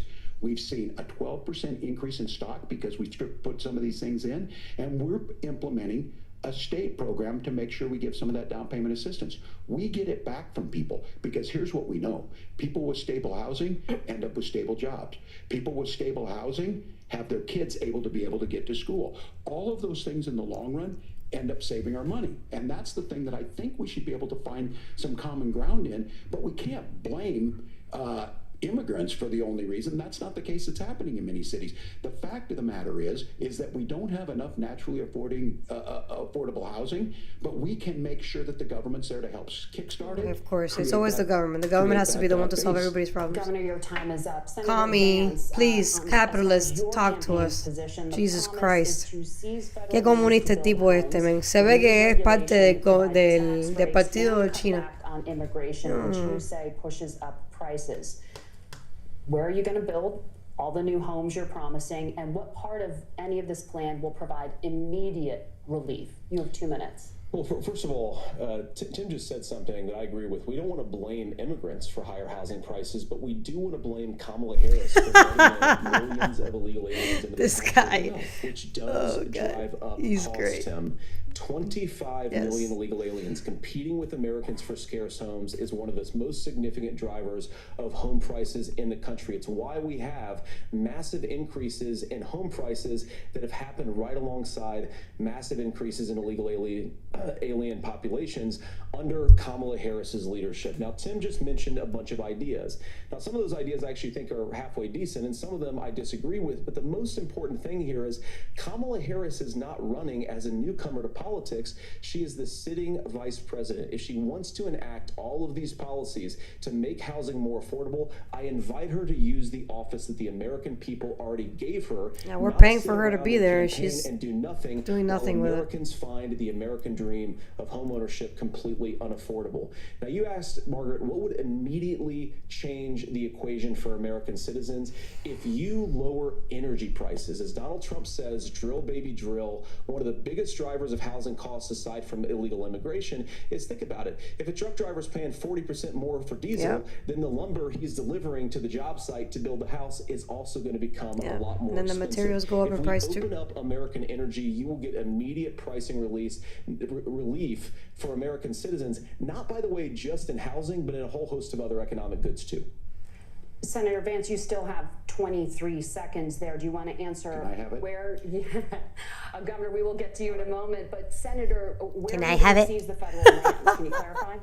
Well, what Donald Trump has said is we have a lot of federal lands that aren't being used for anything. They're not being used for national park. They're not being used, and they could be places where we build a lot of housing. And I do think that we should be opening up building in this country. We have a lot of land that could be used. We have a lot of Americans that need homes. We should be kicking out illegal immigrants who are competing for those homes. And we should Amen. be building more homes for the American citizens who deserve to be here. Senator, your time is up. The ones who pay taxes. Governor, I do want to let Yes. you respond to the allegation that the vice president is letting in Well, of course, that's not migrants, true. And again, that you it's have the affecting facts. I housing guess we prices. agreed not to fact check. I'll check it. That, look, crossings are down compared to when Donald Trump left office. That is a lie. Blaming and not trying to find the solution. I was going to ask Oh, you hell this no. question.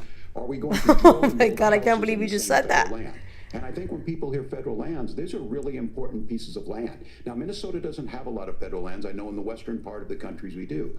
There's not a lot of federal lands in and around Minneapolis, for example. So the issue is I don't understand the federal lands issue unless we see this, and I worry about this as someone who cares deeply about our national parks and our federal lands. Look, Minnesota, we protect these things. We've got about 20% of the world's fresh water. These lands protect. They're there for a reason. They belong to all of us.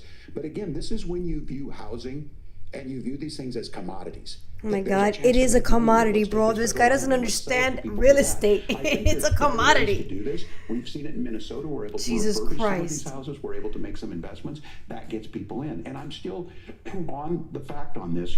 Economists, Senator Vance, you said you don't like the economists. Which economists are saying that it is immigrants that's adding to the cost? Governor, Where's your the study? time is up. But Senator, on that point, I'd like for you Freaking to clarify Cook. there are many contributing Sorry. factors to high housing costs. What evidence do you have that migrants are part of this problem? Well, there's a Federal Reserve study that we're happy to share after the debate. We'll put it up on social media, actually, that really drills down on the connection between increased levels of migration, especially illegal immigration, and higher housing prices. Now, of course, Margaret, that's not the entire driver of higher housing prices. It's also the regulatory regime of Kamala Harris. Look, we are a country of builders. We're a country of doers. We're a country of explorers. But we increasingly have a federal administration that makes it harder to develop our resources, makes it harder to build things, and wants to throw people in jail for not doing everything exactly as Kamala Harris says they have to do. And what that means is that you have a lot of people who would love to build homes who aren't able to build homes. I actually agree with Tim Walz. We should get out of this idea of housing as a commodity, but the thing that has most turned housing into a commodity is giving it away to millions upon millions of people who have no legal right to be here. What are the federal regulations? I deal with this as a governor. You can very quickly reply. I'm sorry. I get this as a governor, and I don't necessarily disagree with that in some cases, many of those are local, many of them are state. I don't know which ones are federal, but I think whenever we talk regulations, people think they can get rid of them. I think you want to be able to get out of your house in a fire. I think you want to make sure that it's fireproof and those types of things. So which are the regulations? Because the vice president's not responsible for those. Congress writes those. Governor, thank you. Gentlemen, we have a lot to get to. You're passionate about the housing crisis, I can tell. But Nora? Thank you. One of the top problems facing Americans is should have the allowed high him to cost finish, of but health okay. care. Senator Vance, at the last presidential debate, former President Trump was asked about replacing the Affordable Care Act. In response, he said, "I have concepts of a plan." Since then, Senator, you've talked about changing how chronically ill Americans get health insurance. Can you explain how that would work And can you guarantee that Americans with pre-existing conditions won't pay more? I'll give you 2 minutes. Well, of course, we're going to cover Americans with pre-existing conditions. In fact, a lot of my family members have gotten health care. I believe, members of my family actually got private health insurance, at least for the first time, switched off of Medicaid onto private insurance for the first time under Donald Trump's leadership. And I think that, a lot of people have criticized this concepts of a plan remark. It's very simple common sense. I think as Tim Walz knows from 12 years in Congress, you're not going to propose a 900-page bill standing on a debate stage. It would bore everybody to tears, and it wouldn't actually mean anything because part of this is the give and take of bipartisan negotiation. Now, when Donald Trump was actually president, and again, he has a record to be proud of, prescription drugs fell in 2018 for the first time in a very long time. Under Kamala Harris's leadership, prescription drugs are up about 7%. Under Donald Trump's entire 4 years, they were up about 1.5%. He introduced pricing transparency. Think about healthcare. You go into a hospital, you try to buy something, and nobody knows what it actually costs. That price transparency will actually give American consumers a little bit more choice and will also drive down costs. And we talked about, the reinsurance regulations is what I was talking about. Look, Donald Trump has said that if we allow states to experiment a little bit on how to cover both the chronically ill but the non-chronically ill, it's not just a plan. He actually implemented some of these regulations when he was president of the United States. And I think you can make a really good argument that it salvaged Obamacare, which was doing disastrously until Donald Trump came along. And I think this is an important point about President Trump. Of course, you don't have to agree with everything that President Trump has ever said or ever done, but when Obamacare was crushing under the weight of its own regulatory burden and healthcare costs, Donald Trump could have destroyed the program. Instead, he worked in a bipartisan way to ensure that Americans had access to affordable care. It's not perfect, of course, and there's so much more that we can do, but I think that Donald Trump has earned the right to put in place some better healthcare policies. He's earned it because he did it successfully the first time. Governor? All right, here's where being an old guy gives you some history. I was there at the creation of the ACA. And the reason it was so important is I come from a major healthcare state, home of the Mayo Clinic, home to Medical Alley, 3M, Medtronic, all of those. We understand healthcare. It's why we're ranked first on affordability and accessibility and quality of healthcare. And so what I know is under Kamala Harris, more people are covered than they have before. And those of you listening, this is critical to you. Now, Donald Trump all of a sudden wants to go back and remember this. He ran on the first thing he was going to do on day one was to repeal Obamacare. On day one, he tried to sign an executive order to repeal the ACA. He signed on to a lawsuit to repeal the ACA, but lost at the Supreme Court. And he would have repealed the ACA had it not been for the courage of John McCain to save that bill. Now, fast forward, what that means to you is you lose your pre-existing conditions. If you're sitting at home and you got asthma, too bad. If you're a woman, probably not. Broke your foot during football, might kick you out. Your kids get kicked out when they're 26. Kamala Harris negotiated drug prices for the first time with Medicare. We have 10 drugs that will come online, the most common ones that'll be there. But look, this issue, and when Donald Medicare Trump is for said, seniors. I've got a concept of a plan, it cracked me up as a fourth grade teacher because my kids would have never given me that. But what Senator Vance just explained might be worse than a concept, because what he explained is pre-Obamacare. And I'll make this as simple as possible because I have done this for a long time. What they're saying is, if you're healthy, why should you be paying more? So what they're going to do is let insurance companies pick who they insure, because guess what happens? You pay your premium, it's not much. They figure they're not going to have to pay out to you. But those of you a little older, gray, got cancer, you're going to get kicked out of it. That's why the system didn't work. Kamala Harris will protect and enhance the ACA. Governor, thank you. Senator, you have not yet explained how you would protect people with pre-existing conditions or laid out that plan.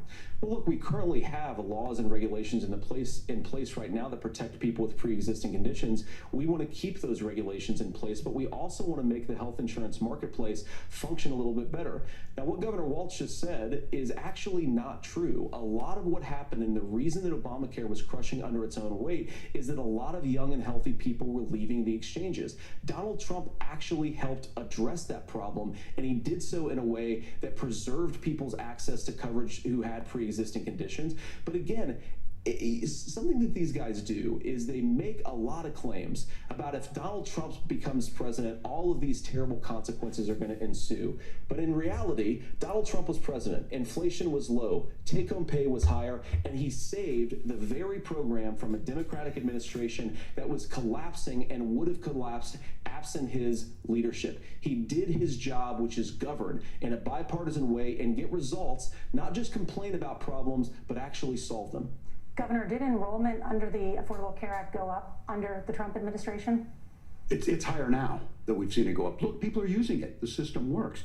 And the question about this of young people or whatever, that's the individual mandate piece of this. And Republicans fought tooth and nail saying, well, Americans should be free to do this. Well, then what happens think the individual mandate's a good idea? You should. I think the idea of making sure the risk pool is broad enough to cover everyone, that's the only way insurance works. When it doesn't, it collapses. You are asking pre-ACA where we get people out. Look, people know that they need to be on health care. People expect it to be there.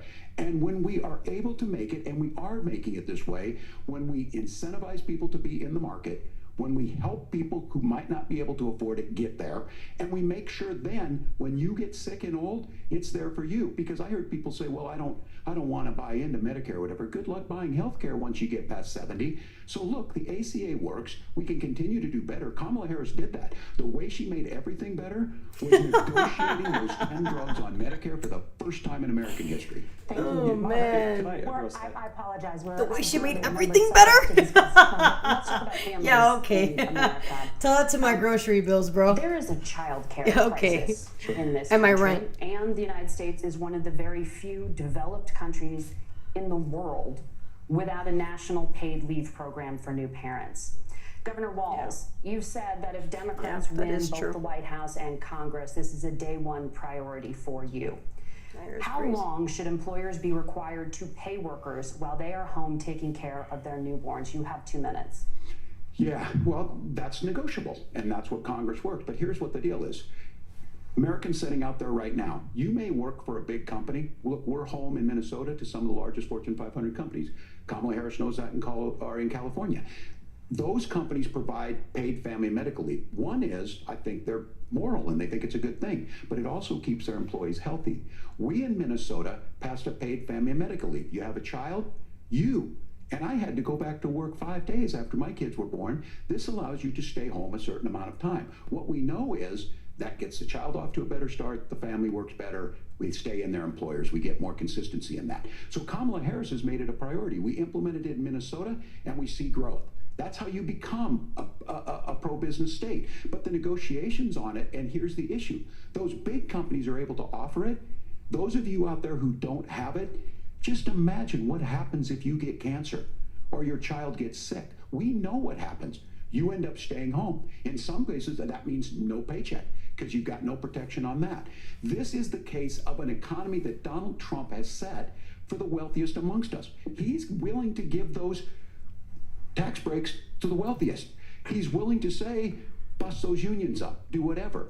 What we're saying is the economy works best when it works for all of us. And so a paid family medical leave program, and I will tell you, go to the families or go to the businesses and ask them. As far as childcare on this, you have to take it at both the supply and the demand side. You can't expect the most important people in our lives to take either our children or our parents to get paid the least amount of money. And we have to make it easier for folks to be able to get into that business and then to make sure that folks are able to pay for that. We were able to do it in Minnesota, and I'm still telling you this. We were listed as the best state. We're still in crisis on this.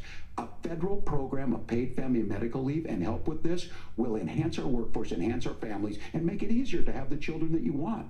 Governor, your time is up. Senator, do you support a national paid leave program? And if so, for how long should employers be mandated to pay their employees while they are home taking care of their newborn? You have 2 minminutes. Yeah, well, first of all, Margaret, a number of my Republican colleagues and some Democrats, too, have worked on this issue. And I think there is a bipartisan solution here because a lot of us care about this issue. I mean, look, I speak from this very personally because I'm married to a beautiful woman who is an incredible mother to our 3 beautiful kids, but is also a very, very brilliant corporate litigator. And I'm so proud of her. But being a working mom, even for somebody with all of the advantages of my wife, is extraordinarily difficult.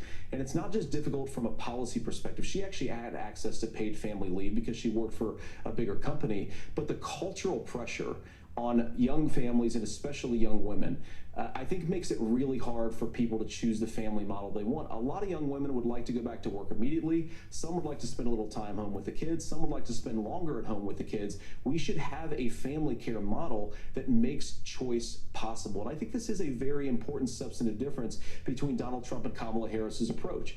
I mean, look, if you look at the federal programs that we have that support paid family leave right now, the Community Development Block Grant, and there's another block grant program that spends a lot of money from the federal government. These programs only go to one kind of child care model. Let's say you'd like your church maybe to help you out with child care. Maybe you live in a rural area or an urban area and you'd like to get together with families in your neighborhood to provide child care in the way that makes the most sense. You don't get access to any of these federal monies. We want to promote choice in how we deliver family care and how we promote child care, because look, it is unacceptable. And, of course, Tim and I have been on the campaign trail a lot the past 7 or 8 weeks. And one of the biggest complaints I hear from young families is people who feel like they don't have options, like they're choosing between going to work or taking care for their kids. That is an incredible burden to put on American families. We're the only country that does it. I think we could do a heck of a lot better.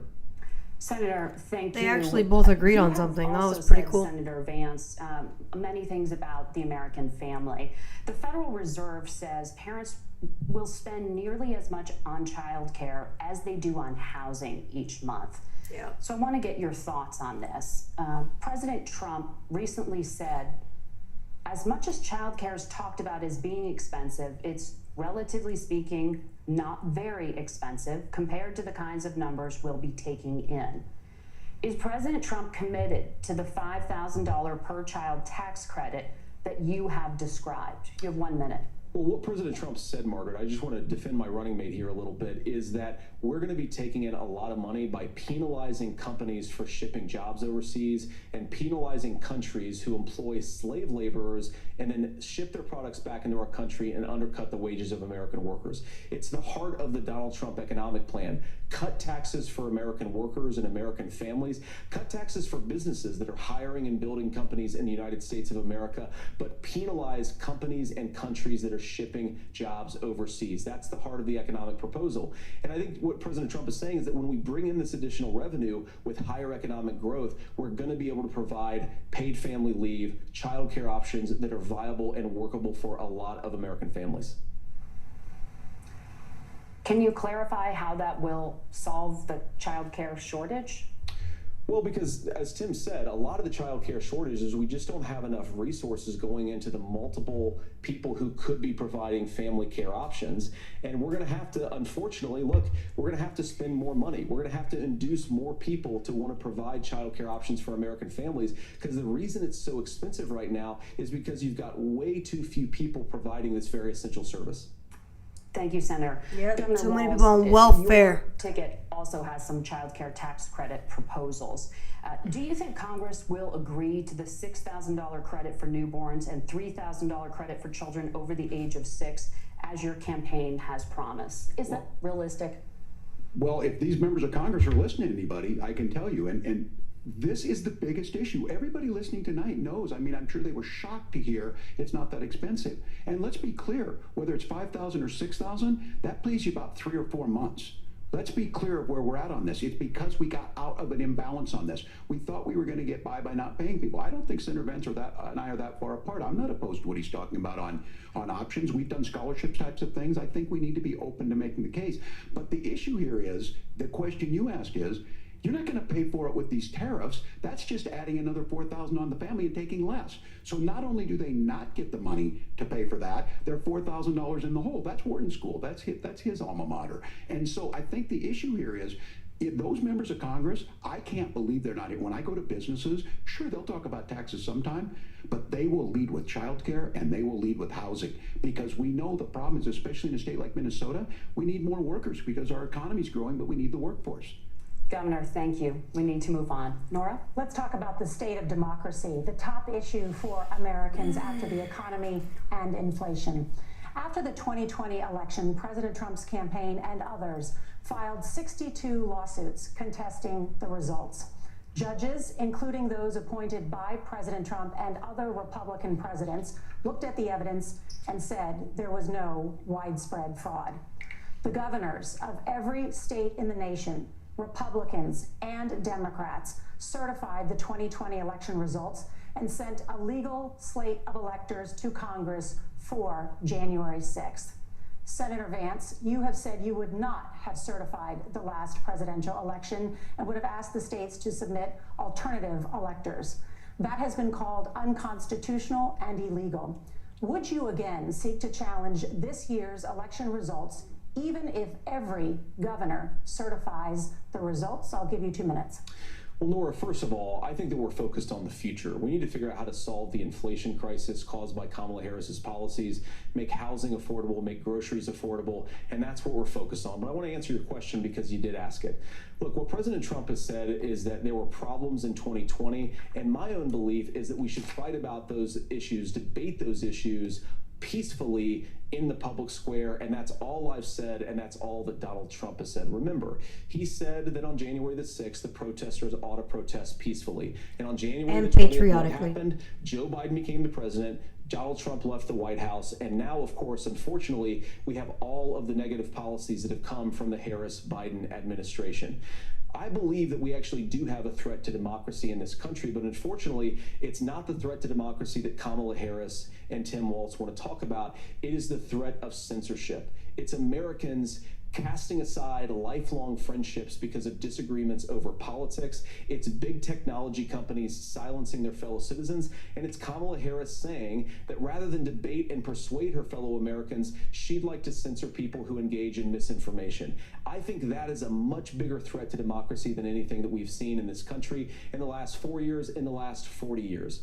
Now, I'm really proud, especially given that I was raised by two lifelong blue-collar Democrats, to have the endorsement of Bobby Kennedy Jr. and Tulsi Gabbard, lifelong leaders in the Democratic coalition. And of course, they don't agree with me and Donald Trump on every issue. We don't have to agree on every issue, but we're united behind a basic American First Amendment principle that we ought to debate our differences. We ought to argue about them. We ought to try to persuade our fellow Americans. Kamala Harris is engaged in censorship at an industrial scale. She did it during COVID. She's done it over a number of other issues, and that to me is a much bigger threat to democracy than what Donald Trump said when he said that protesters should peacefully protest on January the 6th. Governor?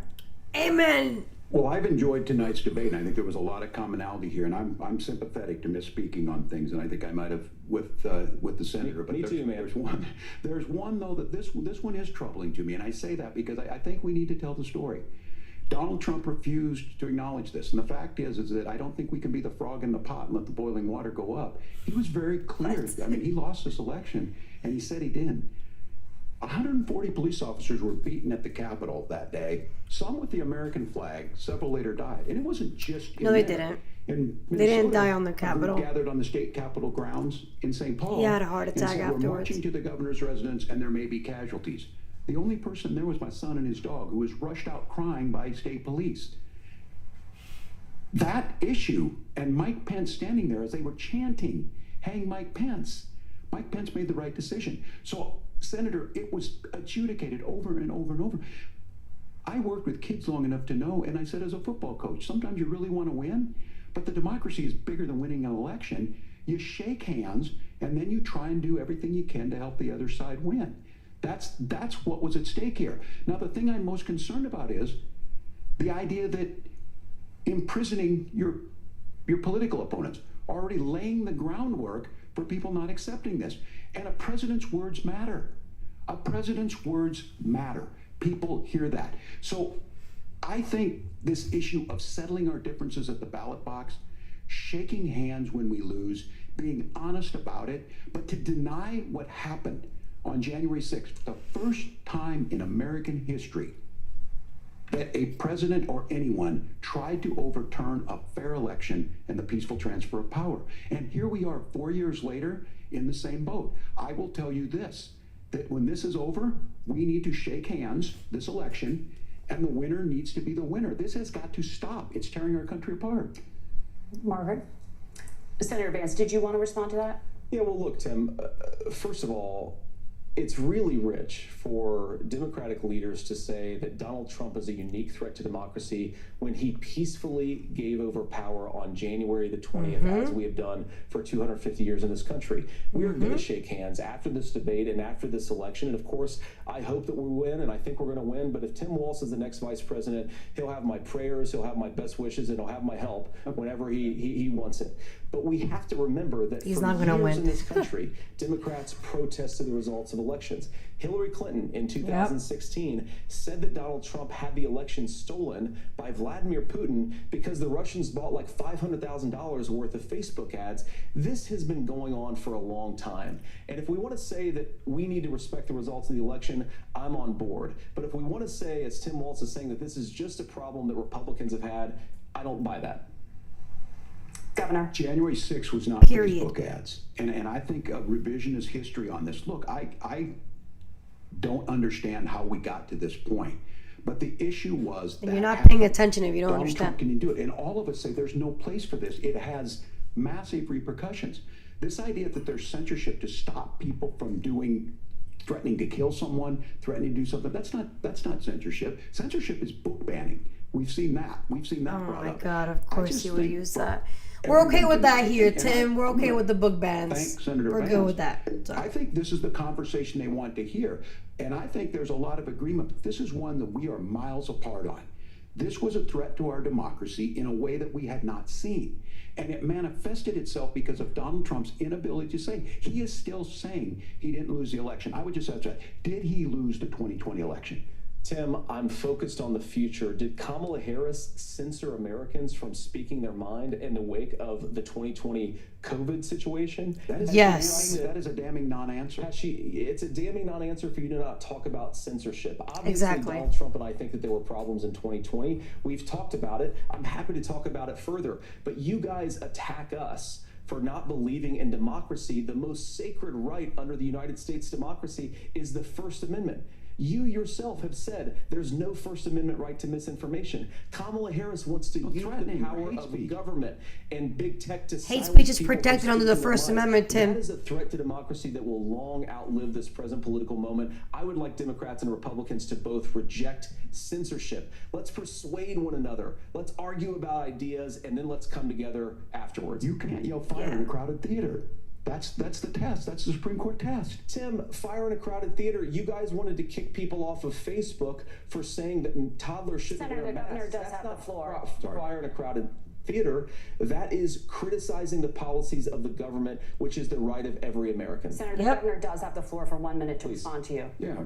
Well, I don't run Facebook. What I do know is I see a candidate out there who refused, and now again, and this I'm pretty shocked by this. He lost the election. This is not a debate. It's not anything anywhere other than in Donald Trump's world. Because look, when Mike Pence made that decision to certify that election, that's why Mike Pence isn't on this stage. What I'm concerned about is where is the firewall? Yeah, he's a traitor. With Donald Trump. Where is the firewall if he knows he could do anything, including taking an election, and his vice president's not going to stand to it? That's what we're asking you, America. Will you stand up? Will you keep your oath of office, even if the president doesn't? And I think Kamala Harris would agree. She wouldn't have picked me if she didn't think I would do that, because of course that's what we would do. So, America, I think you've got a really clear choice on this election. Yep, it's of Donald who's gonna Trump. honor that democracy and who's going to honor Donald Trump. Governor, your time is up. Thank you, gentlemen. We will be right back with both of our candidates. The CBS News man. Vice Presidential Debate. Insane on the membrane. This is the part that I don't understand about like the Democratic Party. They're so fixated on January 6th when they are the reason why January 6th happened the way it did.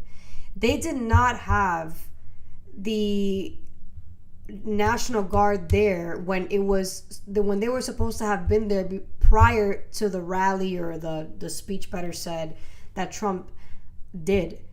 That was supposed to have been planned in advance, and instead they ignored the orders of the sitting president at the time. So it's really easy to point fingers and say, oh, Donald Trump did it. It's Donald Trump's fault. But who's the one that was supposed to make it happen? It was supposed to be the Pentagon. It was supposed to be Pelosi. It was supposed to be this other guy. I forgot his name now. McStanley or whatever. Some general, some military dude. And because he's a Trump hater, he was like, no, we're not going to do it. We're not going to do it. Why is it that... And I talked about this on my last live last Sunday. No, not this Sunday that just passed. The Sunday before last Sunday. When I showed the difference between the J6 and how they handle J6 and Black Lives Matter. When you look at the difference, there was massive control during Black Lives Matter. Maybe a little too much control. It looked kind of like martial law. It was a little scary. But then when it comes to January 6th, nothing. It was super delayed. National Guard was waiting for hours to get deployed, and they never got deployed. The police, the Capitol Police Chief called multiple times. They ignored his calls. That was planned.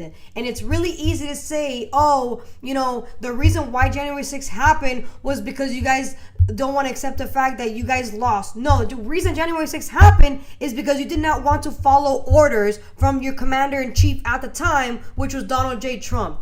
That was the real reason why it happened. It's really easy to point fingers at the guy who made the order when the person that was supposed to execute didn't freaking execute. So why are we pointing at this guy instead of pointing at the other guy?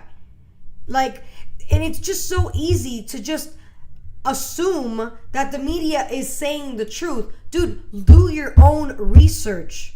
It is not hard to come up with your own conclusions.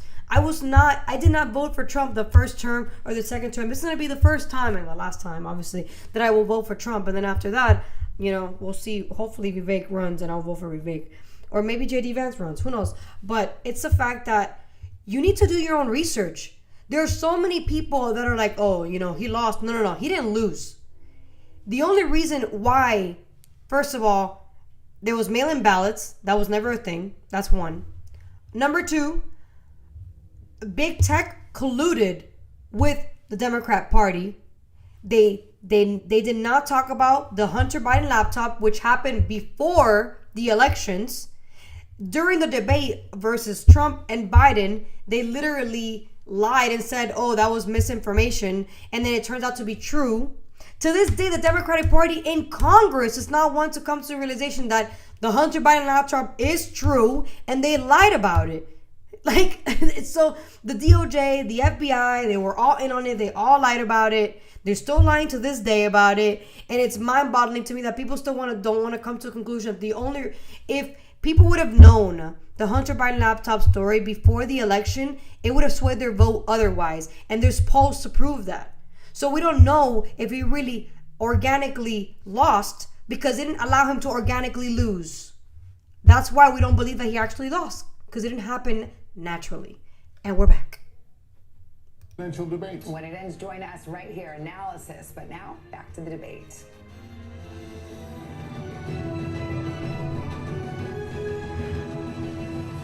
Welcome back to the CBS News Vice Presidential Debate. It is now time for the closing statement. Senator Vance won the virtual coin toss and elected to go last. So, Governor Walz, you are first. You have 2 minutes. Well, thank you, Senator Vance. Thank you to CBS News. Best for and last. Most importantly, thank you to all of you. If you're still up and the folks who miss Dancing with Our Stars, I appreciate it. But look, the support of the democracy matters. It matters that you're here.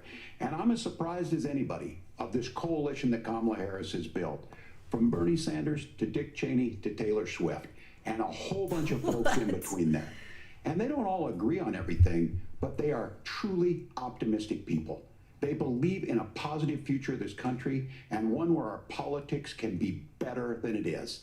And I have to tell you, that better than it is the sense of optimism that there can be an opportunity economy that works for everyone, not just to get by, but to get ahead. And the idea that freedom really means something. Not the freedom of government to be in your bedroom or exam room, but the freedom for you to make choices about yourself. Now, look, we all know who Donald Trump is. He's told us, and as Maya Angelou said, believe him when he told you that. His first inaugural address talked about American carnage, and then he spent 4 years trying to maybe do that. Senator Vance tonight made it clear he will stand with Donald Trump's agenda. He will continue to push down that road. Excuse me. Kamala Harris gives us a different option. Now, I'll have to tell you, I'm going to be careful about the quotes, but there's one that Senator Vance said that does resonate with me. He said, Donald Trump makes the people I care about afraid. A lot of America feels that way. We don't need to be afraid. Franklin Roosevelt was right. All we have to fear is fear itself. Kamala Harris is bringing us a new way forward. Just quoted She's bringing us a politics of joy. She's bringing real solutions for the middle class, and she's centering you at the heart of that. All the while asking everyone, join this movement, make your voices heard. Let's look for a new day where everybody gets that opportunity and everybody gets a chance to thrive. I humbly ask for your vote on November 5th for Kamala Harris. You humbly Governor will not Walz, have thank mine. you. Senator Vance, your closing statement. Well, I want to thank Governor Walz, you folks at CBS, and of course the American people for tuning in this evening. And one of the issues we didn't talk about was energy. And I remember when I was being raised by my grandmother, when she didn't have enough money to turn on the heat some nights because Ohio gets pretty cold at night and because money was often very tight. And I believe, as a person who wants to be your next vice president, that we are a rich and prosperous enough country where every American, whether they're rich or poor, ought to be able to turn on their heat in the middle of a cold winter night. That's gotten more difficult thanks to Kamala Harris's energy policies. I believe that whether you're rich or poor, you ought to be able to afford a nice meal for your family. That's gotten harder because of Kamala Harris's policies. I believe that whether you're rich or poor, you ought to be able to afford to buy a house. You ought to be able to live in safe neighborhoods. You ought to not have your communities flooded with fentanyl. And that too has gotten harder with because of Kamala Harris's policies. Now, I've been in politics long enough to do what Kamala Harris does when she stands before the American people and says that on day one, she's going to work on all these challenges I just listed. She's been the vice president for 3.5 years. Day one was 1,400 days ago, and her policies have made these problems worse. Now, I believe that we have the most beautiful country in the world. I meet people on the campaign trail who can't afford food, but have the grace and generosity to ask me how I'm doing and to tell me they're praying for my family. What that has taught me is that we have the greatest country, the most beautiful country, the most incredible people anywhere in the world. But they're not going to be able to achieve their full dreams with the broken leadership that we have in Washington. They're not going to be able to live their American dream if we do the same thing that we've been doing for the last 3.5 years. We need change. We need a new direction. We need a president who has already done this once before and did it well. Please vote for Donald Trump. And whether you vote for me or vote for Tim Walz, I just want to say I'm so proud to be doing this, and I'm rooting for you. God bless you, and good night. Senator Vance, thank you. That was really good. Thank you both for participating in the only vice presidential debate of this election cycle. I'm Margaret Brennan. And I'm Nora O'Donnell. And a reminder, there are just 35 days until Election Day. And for all of us here. The excitement! Yo, oh my God, I'm so excited, guys. There's this election party that Patrick Bet-David is hosting, and I want to be a part of that so bad, but we'll see. We'll see what happens. If you guys don't know who Patrick Bet-David is, that's PBD. He is the owner of Value Entertainment Media. You gotta follow him if you haven't done that already. He's amazing. He also has like a bunch of other channels that you can follow. He doesn't sponsor me yet. Just messing with you. I just really like him, and I like all his stuff. So this was good. I liked it. Very, I don't know, like think about it. It's two people that made a living outside of taxpayer money versus two people that made a living out of taxpayer money. It's just, to me, when I see this, you have Tim Walz and Kamala Harris who are saying the government is going to solve all your problems. The government is going to create solutions. The government. And then you have J.D. Vance and Donald Trump who are saying they're thinking capitalist. They're saying we need to allow the market to do its thing. We need to expand the market. We need to create more competition, and that's going to lower cost. That's going to create cheaper groceries, whatever. So everything with JD Vance and with Trump is all about market and the economy. And it's about allowing the market to adjust itself naturally versus Tim Walz and Kamala Harris. It's about controlling the market. So they were trying to make this artificial GDP growth versus JD and Trump. They're creating organic GDP. So what do you want? Do you want organic or do you want artificial? I want organic all the way. I rather real tits than fake tits. You know, that's just me. I don't know about you, but I rather the real thing than the fake thing. The real thing feels a lot better. The fake thing just looks nice, but when you touch it, it doesn't feel nice. So I don't know. That's easy way for me to see it. I don't know about you guys, but thank you guys for watching. Thank you guys for commenting. I love you guys. I'm gonna have another live on Sunday. It's gonna be very interesting. It's gonna be with Jackie's boyfriend, who she keeps calling boyfriend for some reason. Literally, that's what she calls him. Hey, boyfriend. I guess, I don't know. Maybe that's the thing now with liberals. They like to call their boyfriends. I love you, Jackie. I'm just messing with you. But yeah, it's going to be me and him on Sunday. I believe he's a vet, or maybe he's still active duty. I'm not sure. I'm going to ask him questions. We're going to get to know a little bit more about him. I believe he is also a liberal. Just like Jacksters. So we'll see where his headspace is at, and we'll see what conversations I'm going to have with him.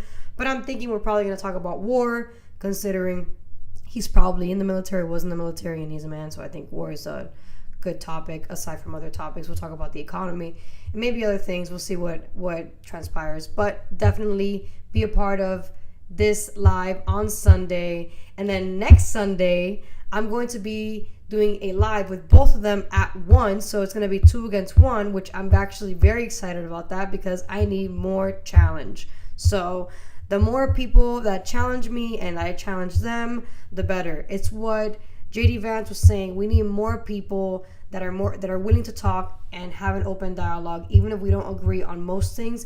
It's about getting our point across. And hey, maybe we could even persuade them. I personally think I will persuade Jackie eventually to realize that pro-choice is not the right way to go, and pro-life is always going to be the right way to go. So I have faith that eventually I will persuade her, just like I have faith that I eventually will persuade others also. So at least that's my goal.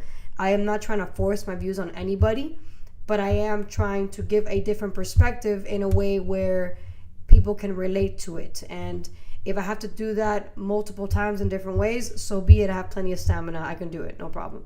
Thank you guys so much. This is Mary Truth Talks. Like, share, subscribe. See you guys next time. Love you.